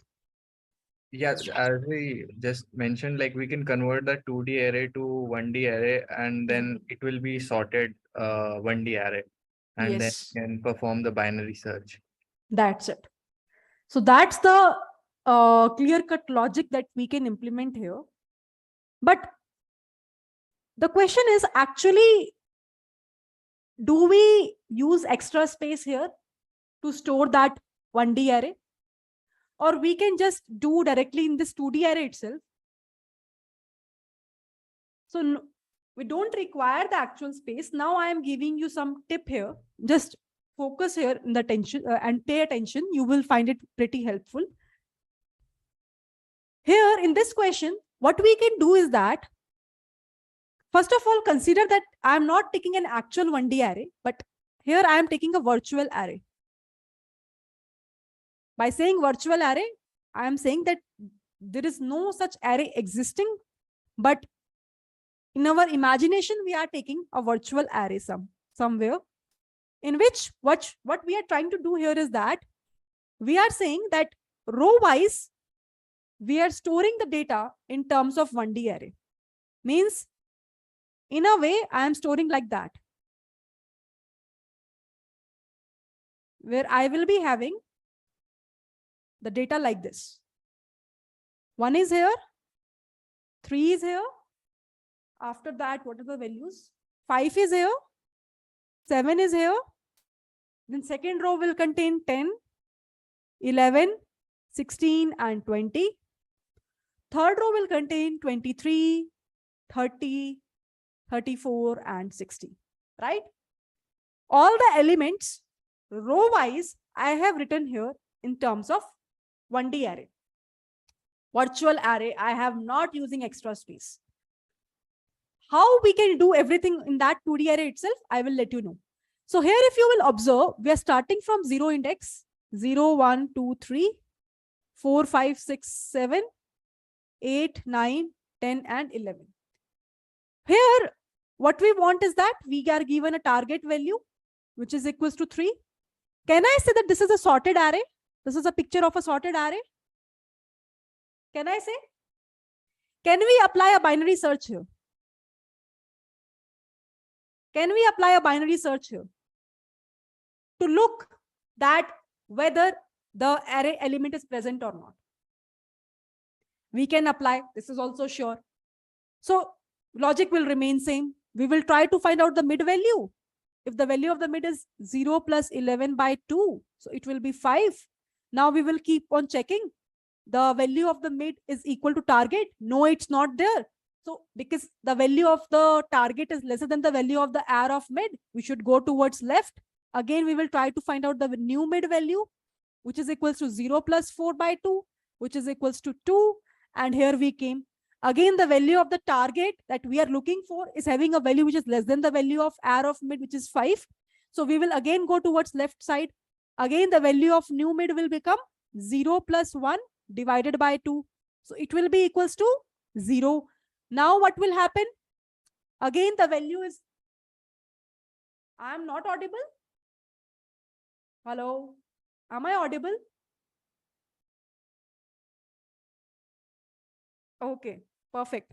So now again, we are just comparing the value of array of 0 with the target value, and the value is greater. So we should go towards right side. Now we are left with this only. So the value of mid will become 1 plus 1 by 2. So the value will become 2. Sorry, the value will become 1. And at this point of time, the value of array of mid and the target is equal. So here we will be able to get the answer as 1. But this is happening when we are talking about a 1D array. But we need to solve the question in the 2D array. How we can solve that? If suppose I will be able to somehow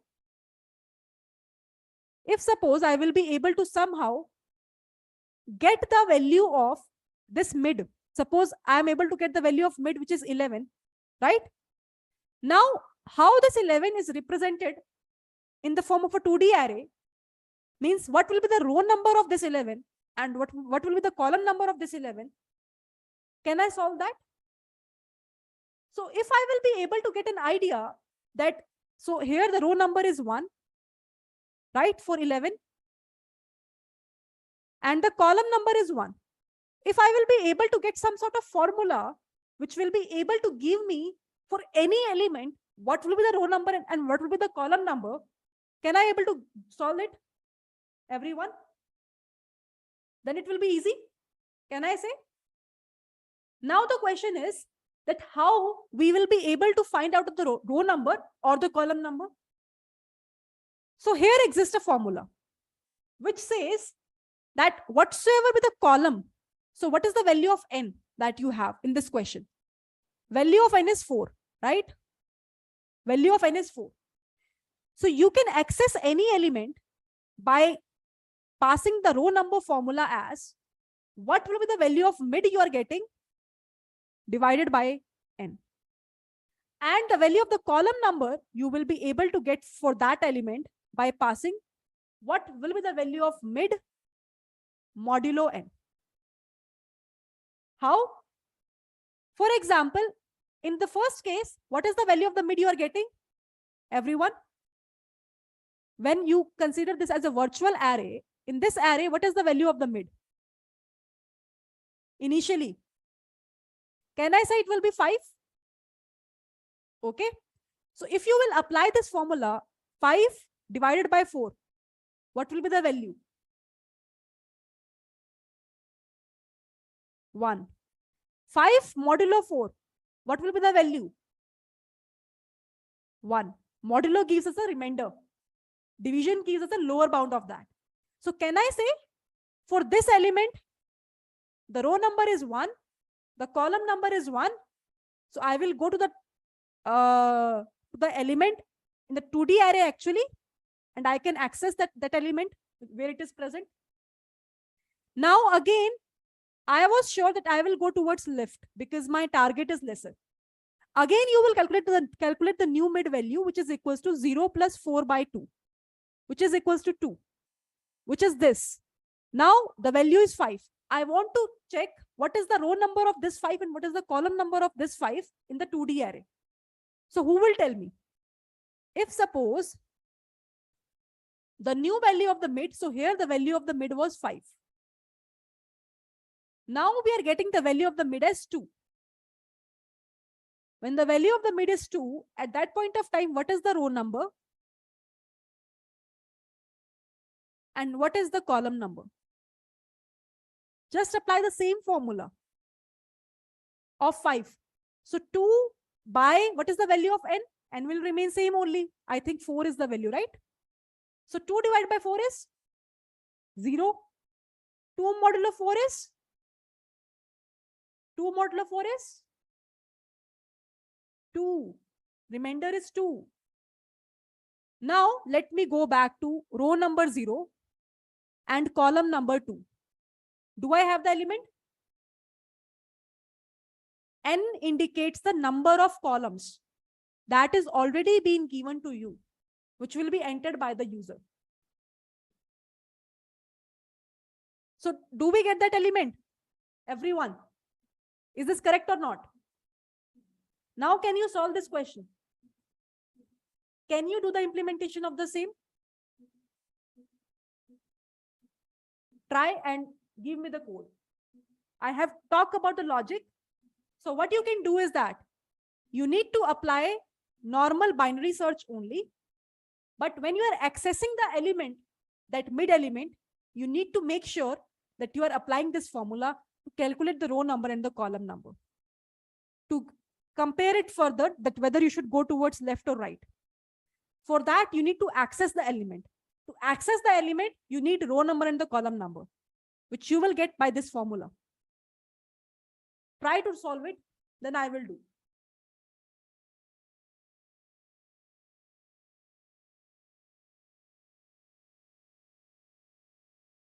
Are we using any extra space here? We are not using any extra space. You will not create any array in your code. You are using that same 2D array and you're trying to access the element in terms of this formula. Just for understanding purpose, I have created this particular array just to show you that how binary search is applicable here. How you will find out the mid value? Same formula. Mid is equals to I plus j minus I by 2. Now what is j?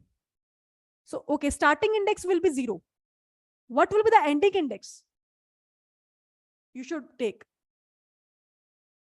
For example, in the virtual array, I will be 0, j is 11. How this 11 is coming into picture? Who will tell me?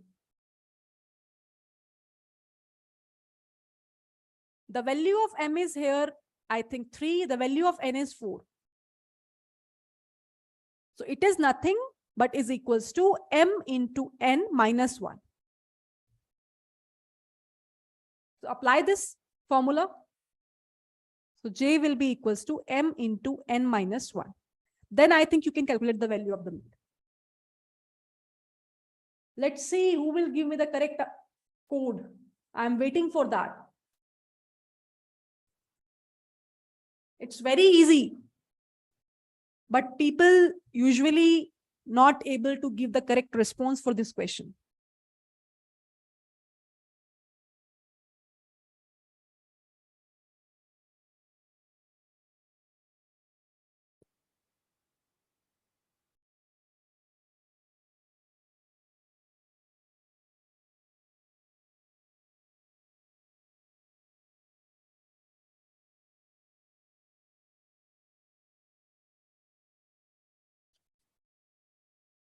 So Arvind is saying that we can iterate over rows and columns.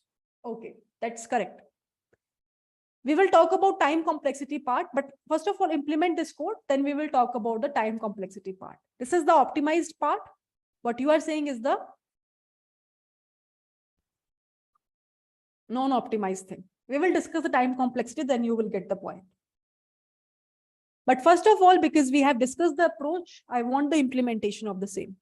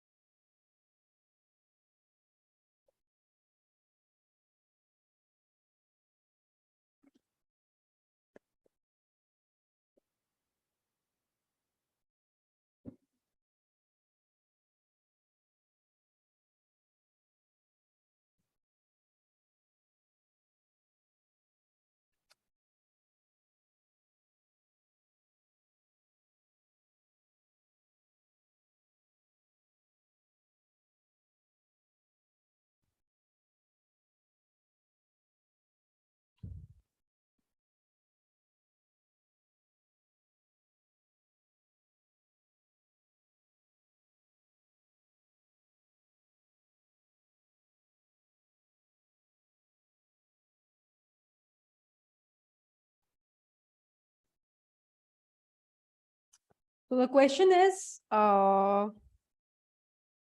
search in 2D array.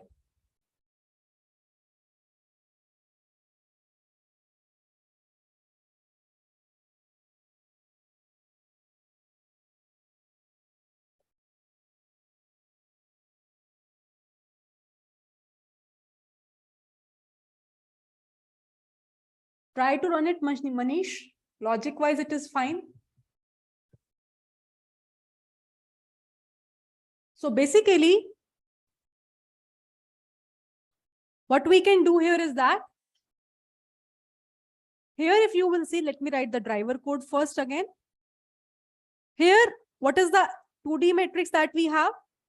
We will be having 1, 3, 5, and 7, followed by we will be having 10, 11.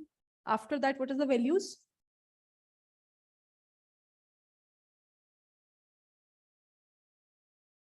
16 and 20. After that, we will be having 23, 30, 34, and 60. I think that is the thing. What is the target value here? It is equals to 3. So whatever be the result, search in 2D array. And here we can pass the R value and we can pass the target value. And finally, we can print the result.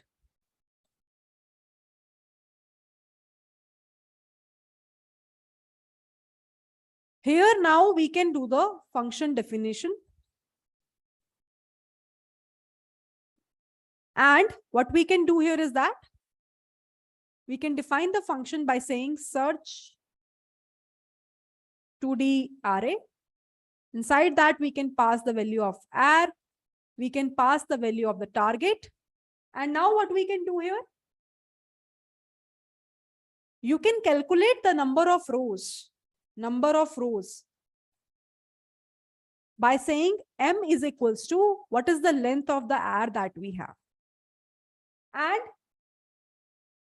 you can pass as a base case condition. If suppose the number of rows is equals to 0, what does that indicate?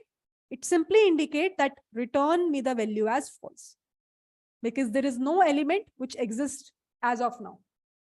Otherwise, we can calculate the length of the columns. So this is how basically we can calculate the length of the columns. So how many number of at add 0, how many number of values are there? That will be the length of the columns. So this will be the number of columns that we have inside our 2D array. Fine. Once it is done, what we can do is that we can initialize the value of the left and the right by 0, and right value will be m into n minus 1. Can we say? Right? Now, simply binary search we need to apply. So just apply the logic of binary search implementation that we did yesterday, where you can say, while the value of left is less than equals to the value of the right, do one thing for us. Calculate the value of the mid, which is equals to left plus right minus the value of the left divided by 2. Now, one simple thing which is more in this particular question is that to access that mid element, what you need to do is that you need to say, what is the AR value? What is the row number? How you can access the row? Anyone? How can I access the row number here? To access the mid element in the 2D array, mid divided by n. What is the column number here? Mid modulo n. With this, I would be able to access the element in the 2D array. Now, every comparison I will do like here. So what I will do, if the target is equal to the mid element, then at that point of time, return me the value as true, right? And if the target is suppose less than the mid underscore element, then what we do? Right or left? Target is smaller than the mid element. Right or left? Left. So what we need to update? Right is equals to mid minus 1. In else case, what we can do? Left is equals to mid plus 1. Finally, if suppose we are moving out of the while loop, still I'm not getting a true answer. So by default, it will return me the value as false. Let's try to run this code. We'll see if there is some issue.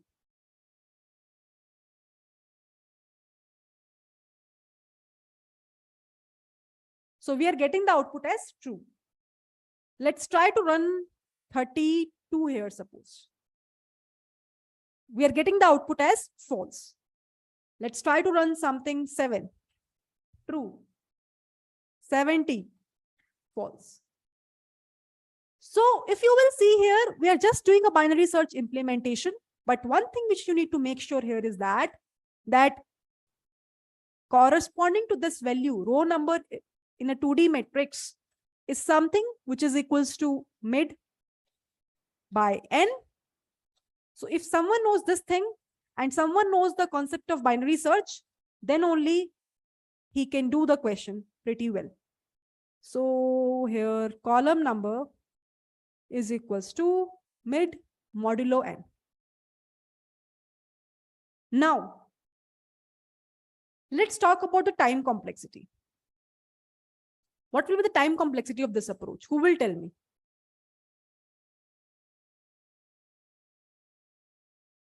What is the time complexity of this approach? Big O of n, log of n, m into n.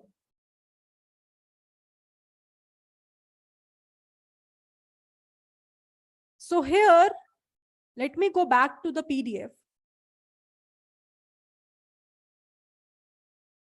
Try to understand. Yes, Arpit is saying it correctly. The time complexity of this code is log of m into n.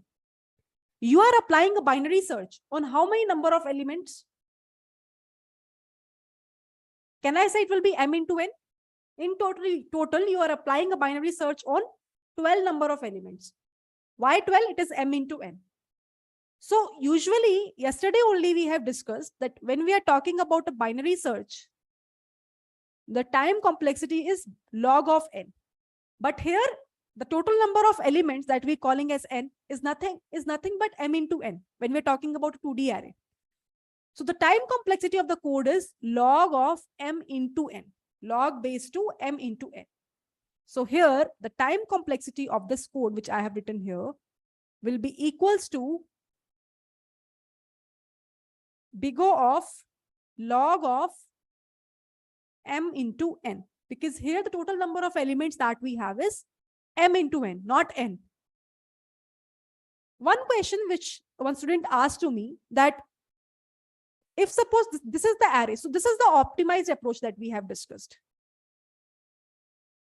What is the brute force approach? Brute force approach will be where suppose this is the array that I have,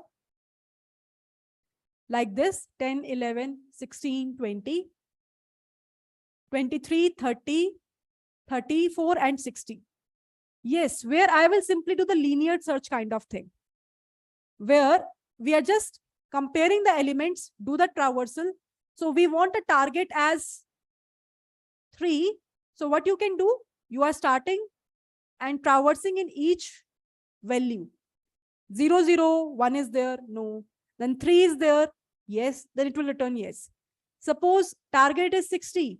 So what it will do, it will try to traverse all the elements, right? Step by step, step by step, step by step, and will be getting 60 here. So at that point of time, it will just return as true. What will be the time complexity of this code? Yes, it will be big O of m into n, where m is the number of rows, n is the number of columns. Because here you need to apply 2 for loops. One for the row, for I equal to 0 to n minus 1, sorry, m minus 1, which is the number of rows that you have. And inside that, you will be applying one more for loop from 0 to n minus 1. Inside that, you're comparing one simple thing, whether the value of r of I and j is equal to the target that you have or not. If it is equal, you are returning true. Otherwise, out of these 4 loops, you are returning the value as false. Very simple. But here, if you will see, you are using 2 for loops. One will iterate over all the rows and one will iterate over all the columns. So time complexity is big O of m into n. But now you are getting the time complexity as, in this approach, big O of log of m into n. Which one is smaller? Which one is smaller? M into n or log of m into n? Log of m into n. So this is the more optimized approach. So that's why you have to talk about this approach. But you should start with a brute force approach, as I told you, but I forgot to start with that. This is the brute force approach of that problem. Then you will move towards the optimized approach. So this is the approach that we have discussed in this part is the optimized approach.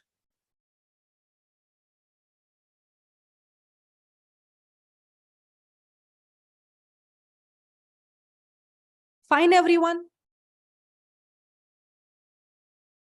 I was thinking to discuss the ternary search as well, but I think for today, this much is fine. Let's grab these concepts. We have discussed, I think, a lot of interview questions today. How many of them? So basically, we discussed about 5 interview questions with the implementations, right? 2 are the hypothetical kind of question which can be asked in technical interview, and remaining are the coding-based questions which can be asked either in a technical interview or in a proper first round where there is a coding round.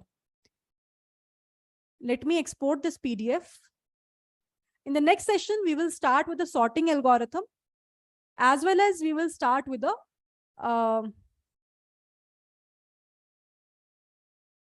ternary search. So we will try to complete those aspects In sorting, we will complete selection sort, bubble sort in that session. And then we will complete ternary search also.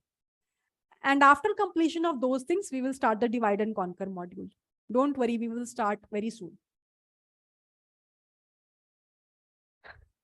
Try to go a little bit slow, ma'am. Are we, see, syllabus is going so slow. Are we moving very fast?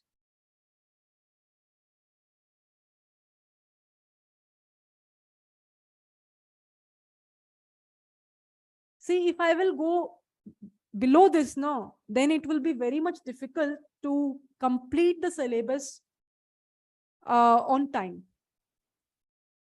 I don't know whether in this space also it is possible, but if I will go much slower than that, then so I am very sure.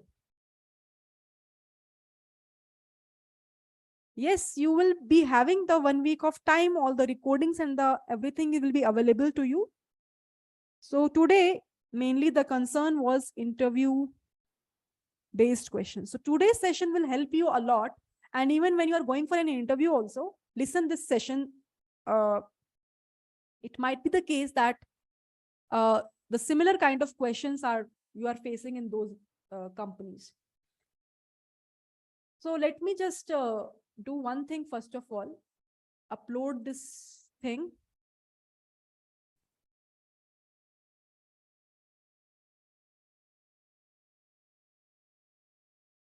This is an interview based question PDF. Apart from that, let me download the files.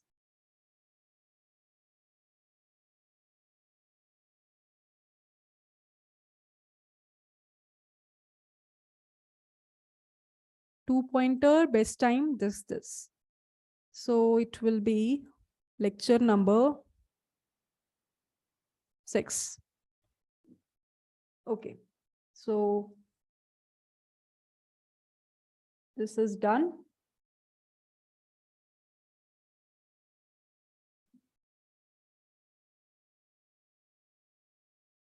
The drive link is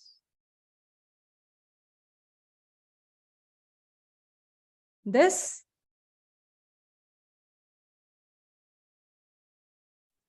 After that, one more thing, I will upload in my repo as well.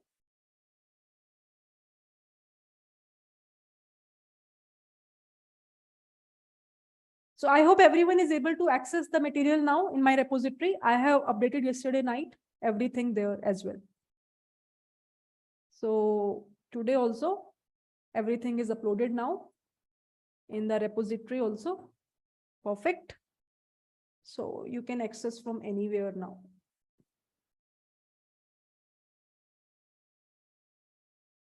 Perfect. This is done.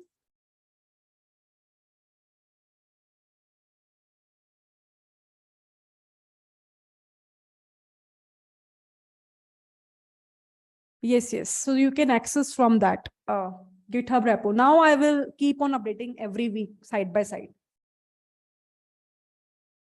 Okay.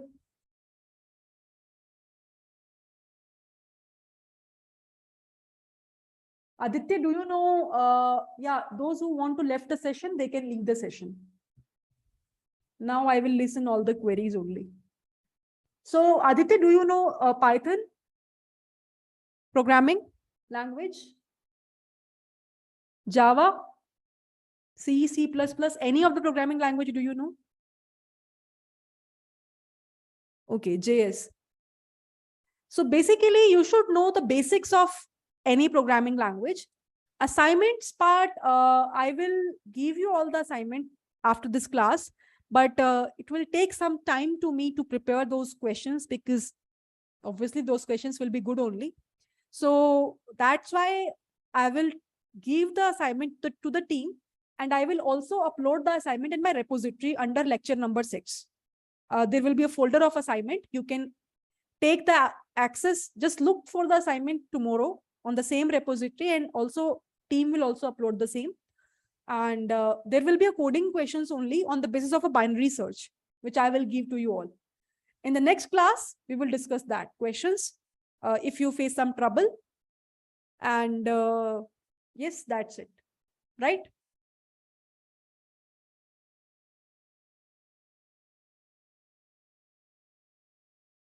I think, Aditya, this is enough. This is enough. If you know all these things, the looping thing, the arrays, the variables, the push, pop, shift, unshift, map, filter, reduce, this is enough to understand DSA part.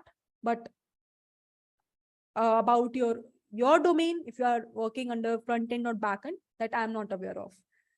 I think at that time you will be you will be having a good expertise, more expertise over this thing. But for DSA, it is fine. Okay.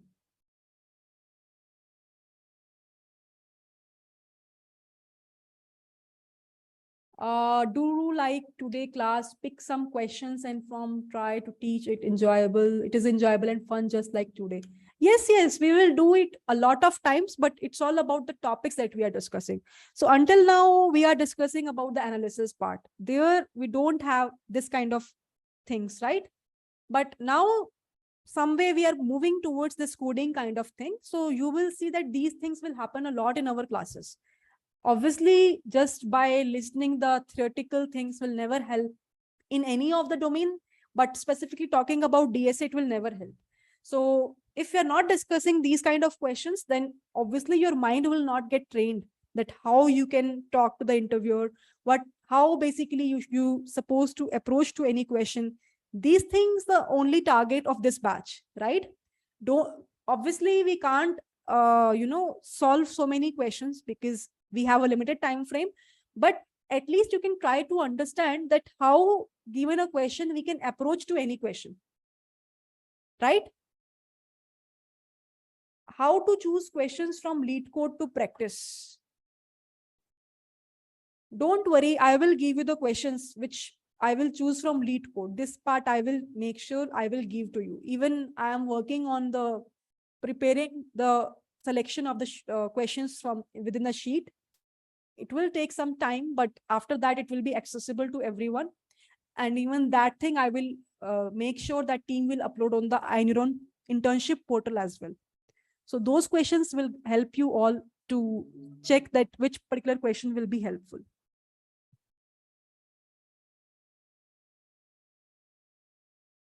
I'm using a Windows system, Windows 11. Practice question, Bhargava, I will give to you. Just wait for today. Just revise these concepts, whatever we have discussed. Tomorrow you will get the various practice questions. On my repo, as well as on that lecture number 6, you will be able to get.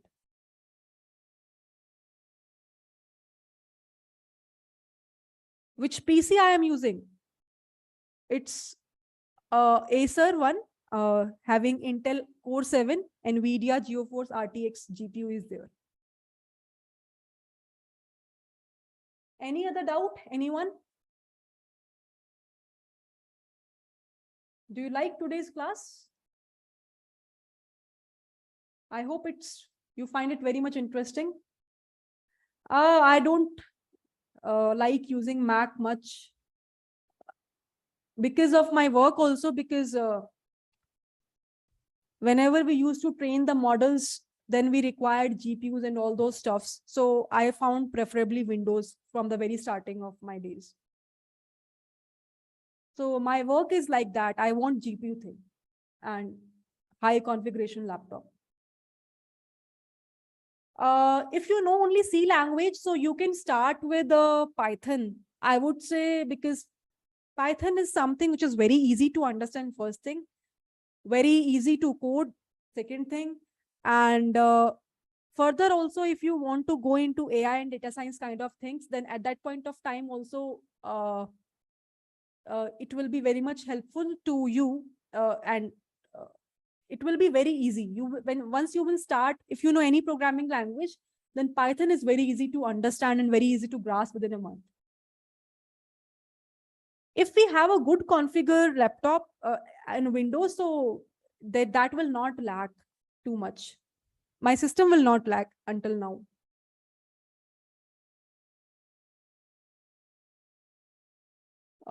Lead code problems number. So this is the first link. Don't get afraid of DSA. That's why we are here, no? If we also didn't give you the hope to learn, then who will give to you? That's the objective of the course. So I have been a teaching experience of past 2 years, and various students came to me and they said that we are just very much afraid about DSA. We don't know. Starting from their journey to getting a very good job in various good companies, that's a complete journey, and that I am also enjoying with you all.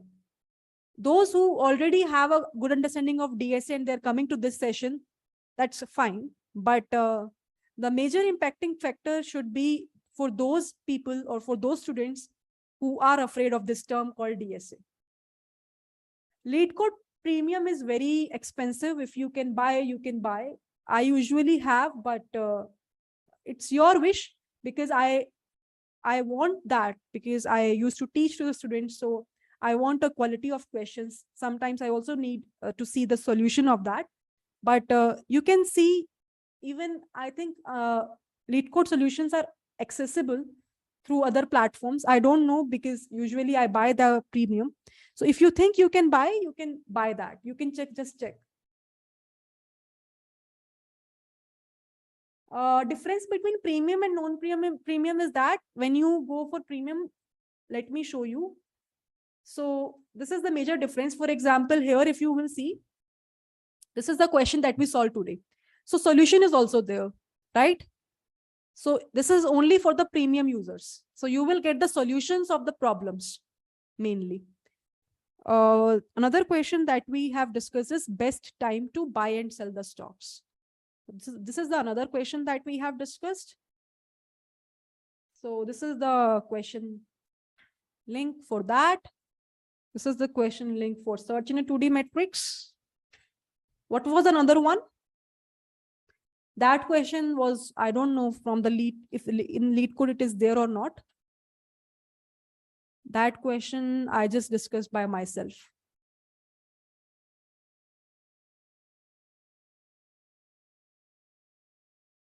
Yes, it's there. I think this is the problem.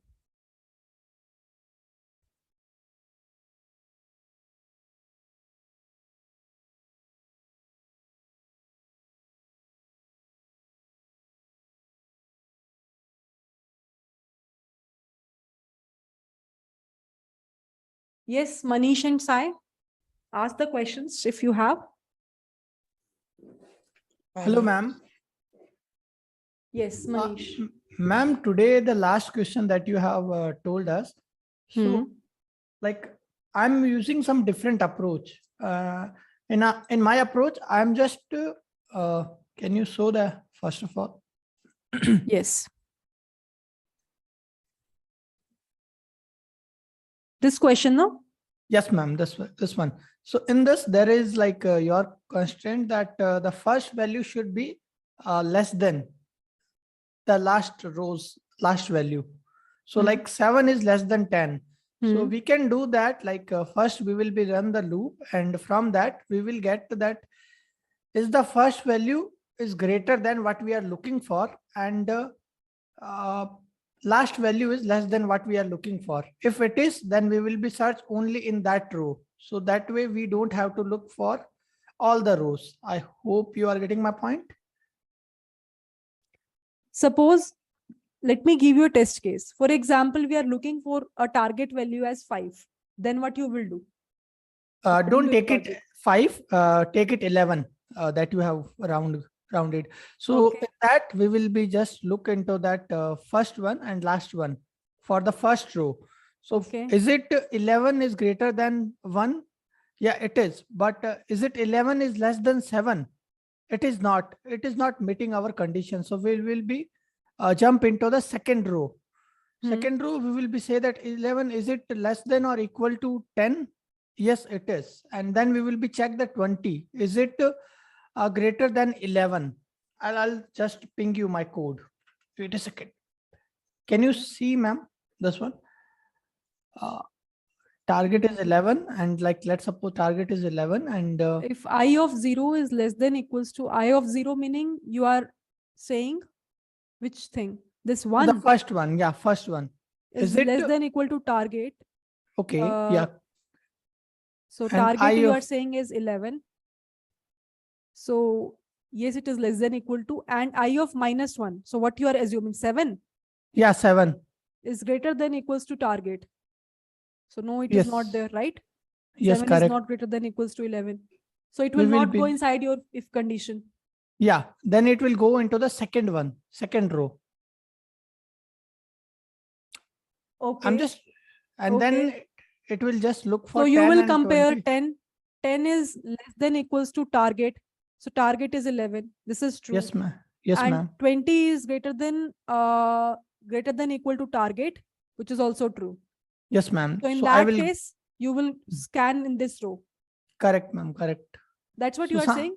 Yes, ma'am. Yes, ma'am. Correct. 100%. And here you will do binary search or linear search? Yeah, I'm doing linear, but we can go for binary also. Okay, let's go for binary. So inside that, we are doing a binary search. Now tell me the time complexity of your code. I think so. It will just iterate through that first array. First, I think so. I can call it as outer array. Talk in terms of M and N.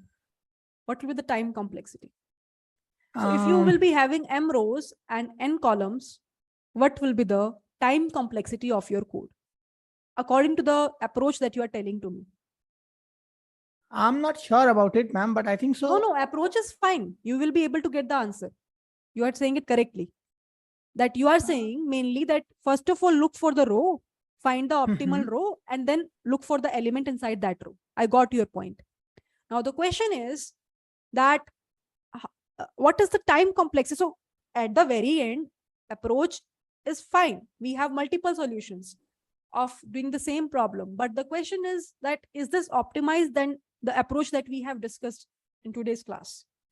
Ma'am, the complexity that we overall get it is somehow, I think so, lesser than what we are doing. So not what will to be your that? I think so. I cannot tell you in that O of them, So but it will be something where if suppose it's a M number of rows, so you are just in worst case scenario, suppose you are reaching towards the third row. So it will be M into, then you are applying a binary search, log of N. So it will be M log N. But the approach that we have discussed in our today's class, where we are getting log of M into N, which one is smaller? M into log of N or log of M into N? So that will be smaller. So I am saying one is you will be having M into log of N, the approach that you are saying. Another one is log of M into N. Which value is smaller, this one or this one? Log into M into N, ma'am. Log Right? of M into N. So this approach is most optimized as Yes, comparable to the way. By saying that, the approach you are saying is fine. So you can tell this approach as well to the interviewer. But the optimized version was that only, which I have discussed in the class. Fine? Yes, ma'am. Got it, ma'am. Okay, thank you. Ma'am, I'm always getting confused in O of log, and I can solve that question, but still I'm not. I have to, ma'am, look it for log. I think so. I'm like little weak in logarithmic and all those things. Still, you have teach me. I don't get it. Okay, so wherever you will just see wherever there is a division by 2 by 2 by 2 by 2, then there is a kind of a logarithmic series is forming up. That's the simple hint which I can give to you. Whenever there is a division by 2, for example, in a binary search, we are reducing the search space by 2 by 2 by 2 by moving either towards left or right. So that's why it is logarithmic. So that's the simple meaning of a logarithmic series. Got it, ma'am. Got it. Yeah. Thank you so much, ma'am. Okay. Have a nice day. Yeah, thank you. Sai. Hello. Sai, first of all, let him speak. Yes, Sai, please say. Yes, ma'am. My doubt was what is the time that interviewer was expected us to complete a given question with easy, medium, and hard levels? What was the time, interviewer? expect us to come solve a given question So based on the level? when you are solving on a first round, then you are not having a technical interview. Mostly in the first round, what will happen is that they will be giving to you 30 minutes of time, or at max 45 minutes of time. And in that, you will be having two coding questions. Okay. After that, in the second round, when you are having a technical interview, at that point of time, it all depends on you. So technical interview is almost 45 minutes. If it went well, it can go until 45 minutes. So he have this much of time. Now, how much time you're taking? So their objective is in the second round of technical interview that you should be able to solve many problems. If you're stuck within one problem and you're spending 45 minutes over that problem, so this will give a negative impact. So your objective is that, so it all depends on you. He is comfortable in giving you the time. Obviously, he's getting paid for that. He's getting paid for that from an industry. So now your objective is that whatever question they are giving, you should respond to them as quick as possible. And don't take too much time, so that in the round of 45 minutes, you will be able to complete at least, I'm saying, 2 to 3 problems. Okay. At least. People usually do more as well, but this much. Don't get stuck with one problem and spend all the time in that. Okay. Right? Okay. It may be Any other depend doubt? on the question hard level also, no? Question level also, right? Yeah, obviously it will depend on that. For example, but that anyhow, whatsoever with the hard level, no one is expecting that you will solve only one question in one interview. Okay.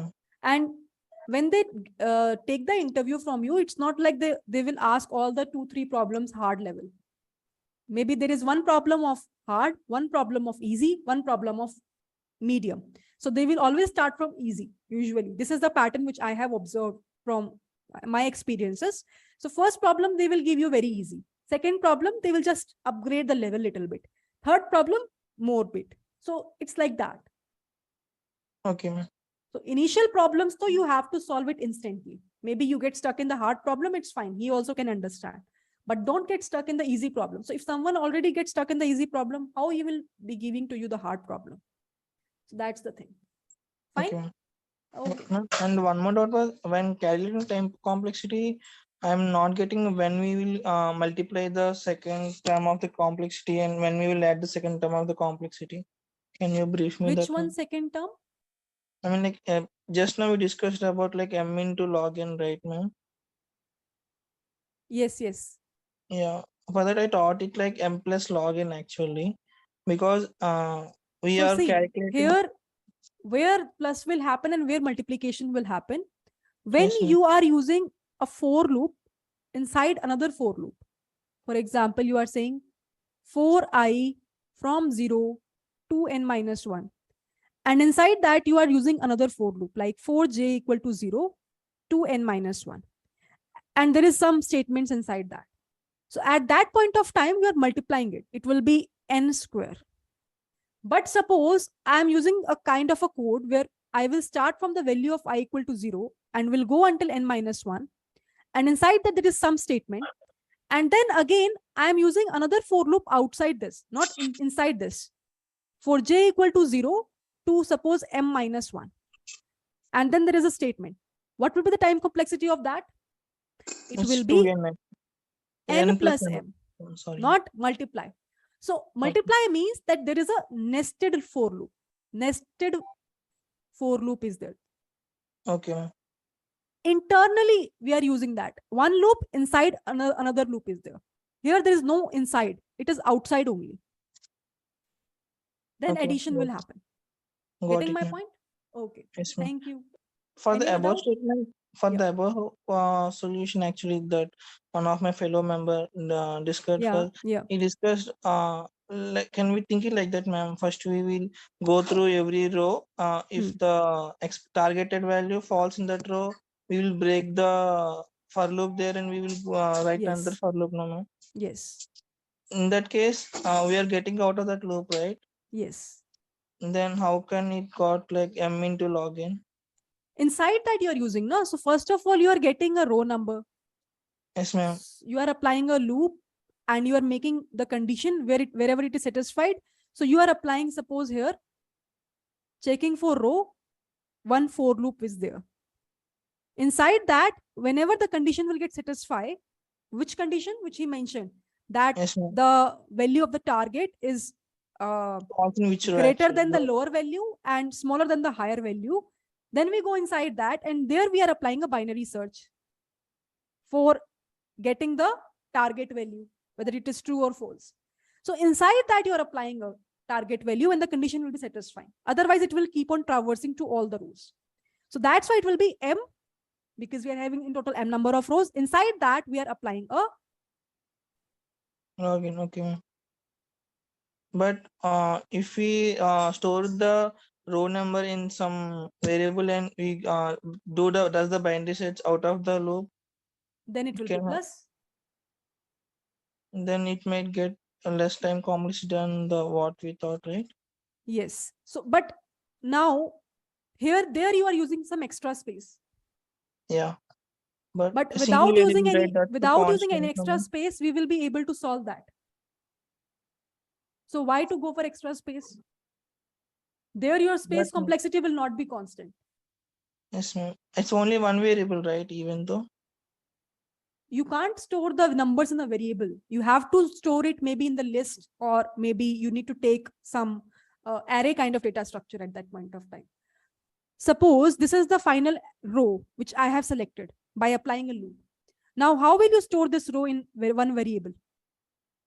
Okay. This is a collection of numbers. This already input array, no, ma'am. We can directly do binary search with this single row, right? Let's say array you of can do the binary search, but that you will do inside the loop. So that's why you came to that one first step only that we discussed. Okay, got it. Right? If you are saying that I am storing it separately, then you are using a space.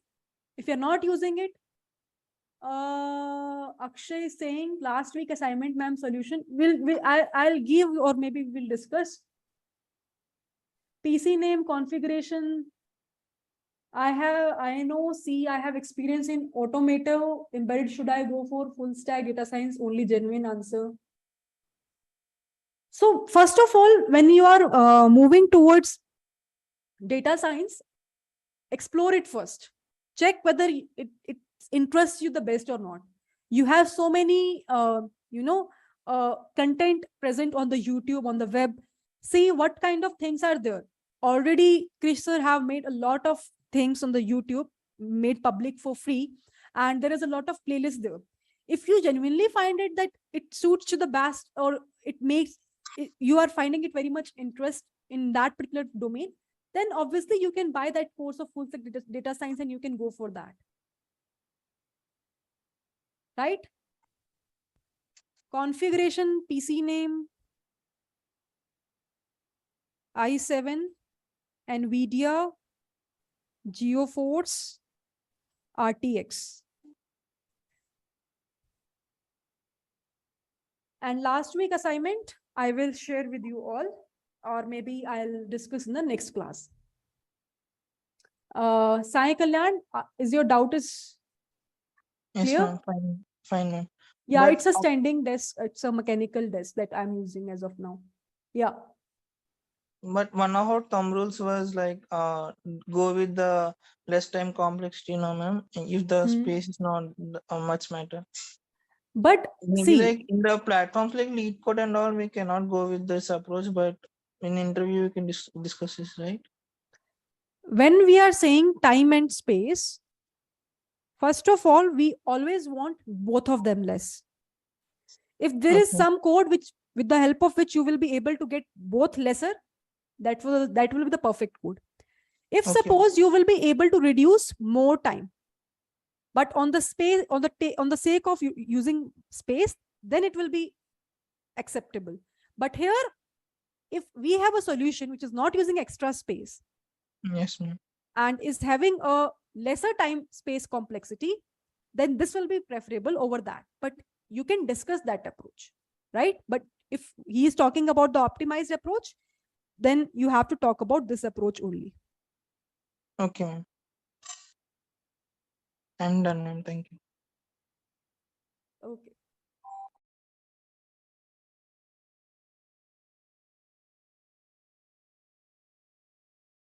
Pankaj, you can just watch the recordings and then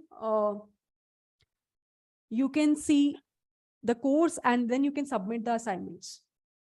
Watch the recordings you have anyhow the time of the weekend, right? Then it will be synced. But please, everyone, go with the analysis module and the binary search part, whatever we have discussed so far, then it would be good.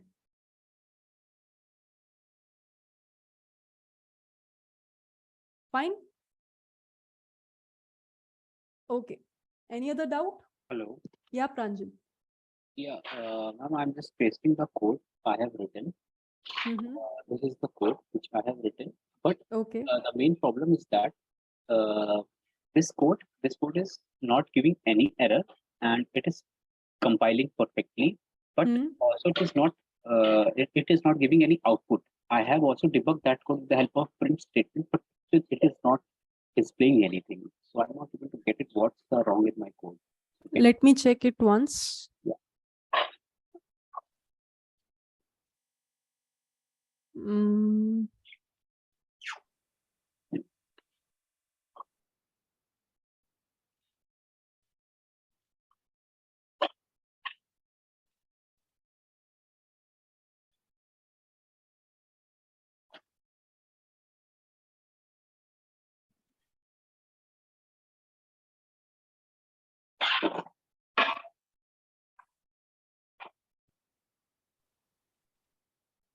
So here you will be having low, you will be having high. Sum is equals to this. While the value of low is less than high.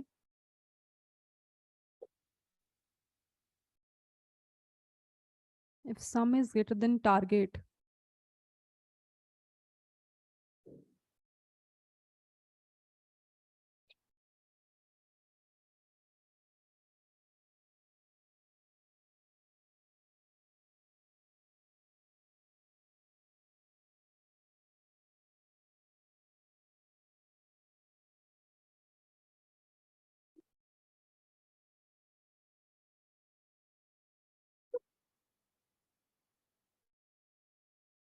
So here, your conditions are somewhere.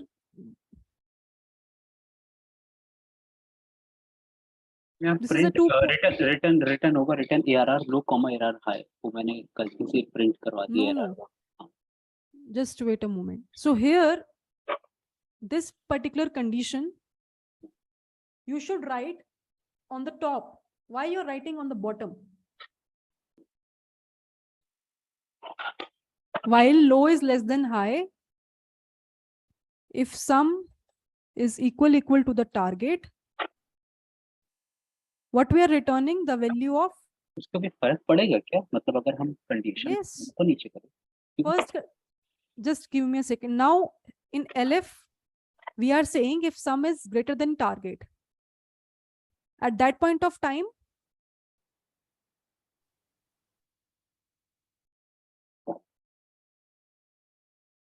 high is equals to high minus 1. For example, sum 260 है, target 210 है. ठीक है. Otherwise, we are saying low is equals to low plus 1.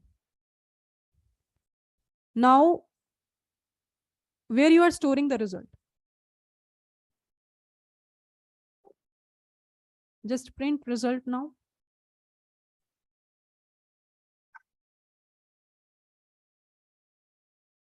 Still some issue is there.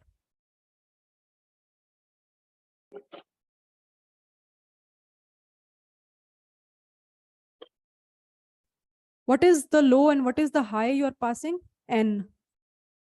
High is target. How?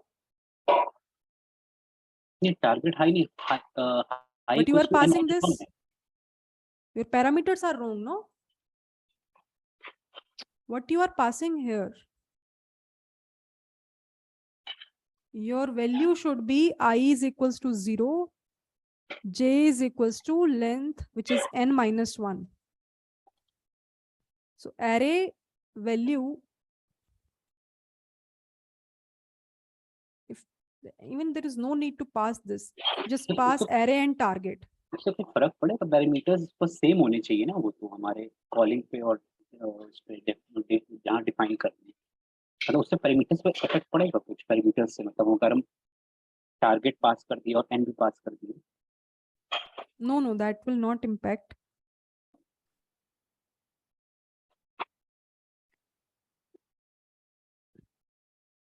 Sum is a by default function in Python.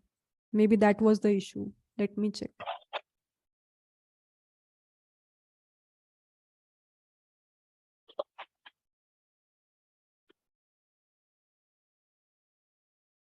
Array. Why it is showing red mark? array ARR AY. ARR AY. ARR नहीं. It is ARR AY.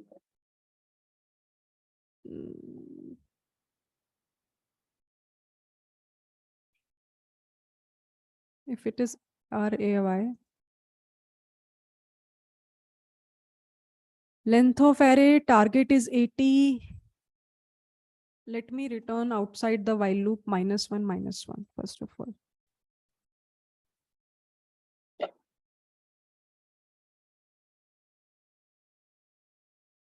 $80 is the target. So do we have a pair?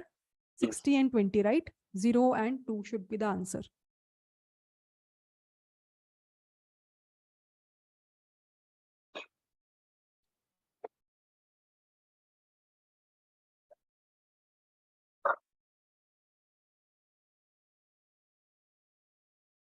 Getting your mistake? Why you are calculating the sum outside the while loop? नहीं तो मैंने पहले ये किया था कि बाहर लिखा था सम को और फिर उसके बाद if sum equals to target return करवाते थे एलिफ करके, फिर मैंने सम को प्रिंट बार बार करवाया था, मतलब एलिफ के अंदर भी करवाया था और फिर एल्स के अंदर भी सम को करवाया था. I don't remember the previous code. There are so many print statements, so I removed that. But is this fine now? Ma'am एक डाउट है. हाँ बताओ. पहले कंडीशन जो मान लीजिए आपने बोला ना कि फर्स्ट हमको condition sum value equals to target ही रखनी होगी. It would be better. Means क्या कर रहे हो आप? नीचे रख रहे हो तो आप बोल रहे हो पहले सारी कंडीशन पार कराओ फिर मैं रिटर्न कराऊंगा. पहले ही अगर आपकी कंडीशन सेटिस्फाई हो जाती है तो क्यों कंडीशंस को पास कराना है? नहीं वो ठीक, वो मैं समझ गया. I got it. मींस अगर मैं इसको लास्ट में भी लिखूंगा तो आई डोंट थिंक उससे कोई इंपैक्ट पड़ेगा कोड पे, मतलब it will give error. If you are writing like this और उसके बाद लास्ट में करें. हाँ.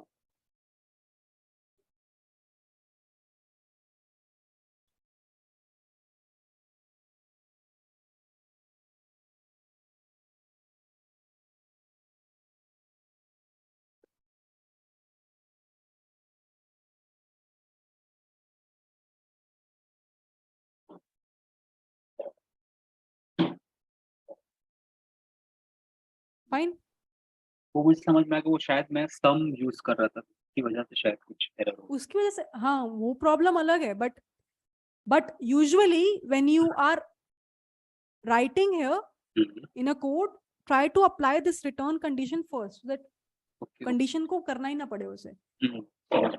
और मैम दूसरा डाउट क्या मतलब अप्रोच थी, वो जो वाले आपने the thing which you have asked what the price stock market thing profit. So my approach was that we use the traverse to each element. और एक मैंने क्या किया कि डिफरेंस एक एलिमेंट मैंने बना लिया कि मान लीजिए एक मैंने यूजर से इनपुट करवाया कि किस प्राइस पे उसने at what price he has by the stock.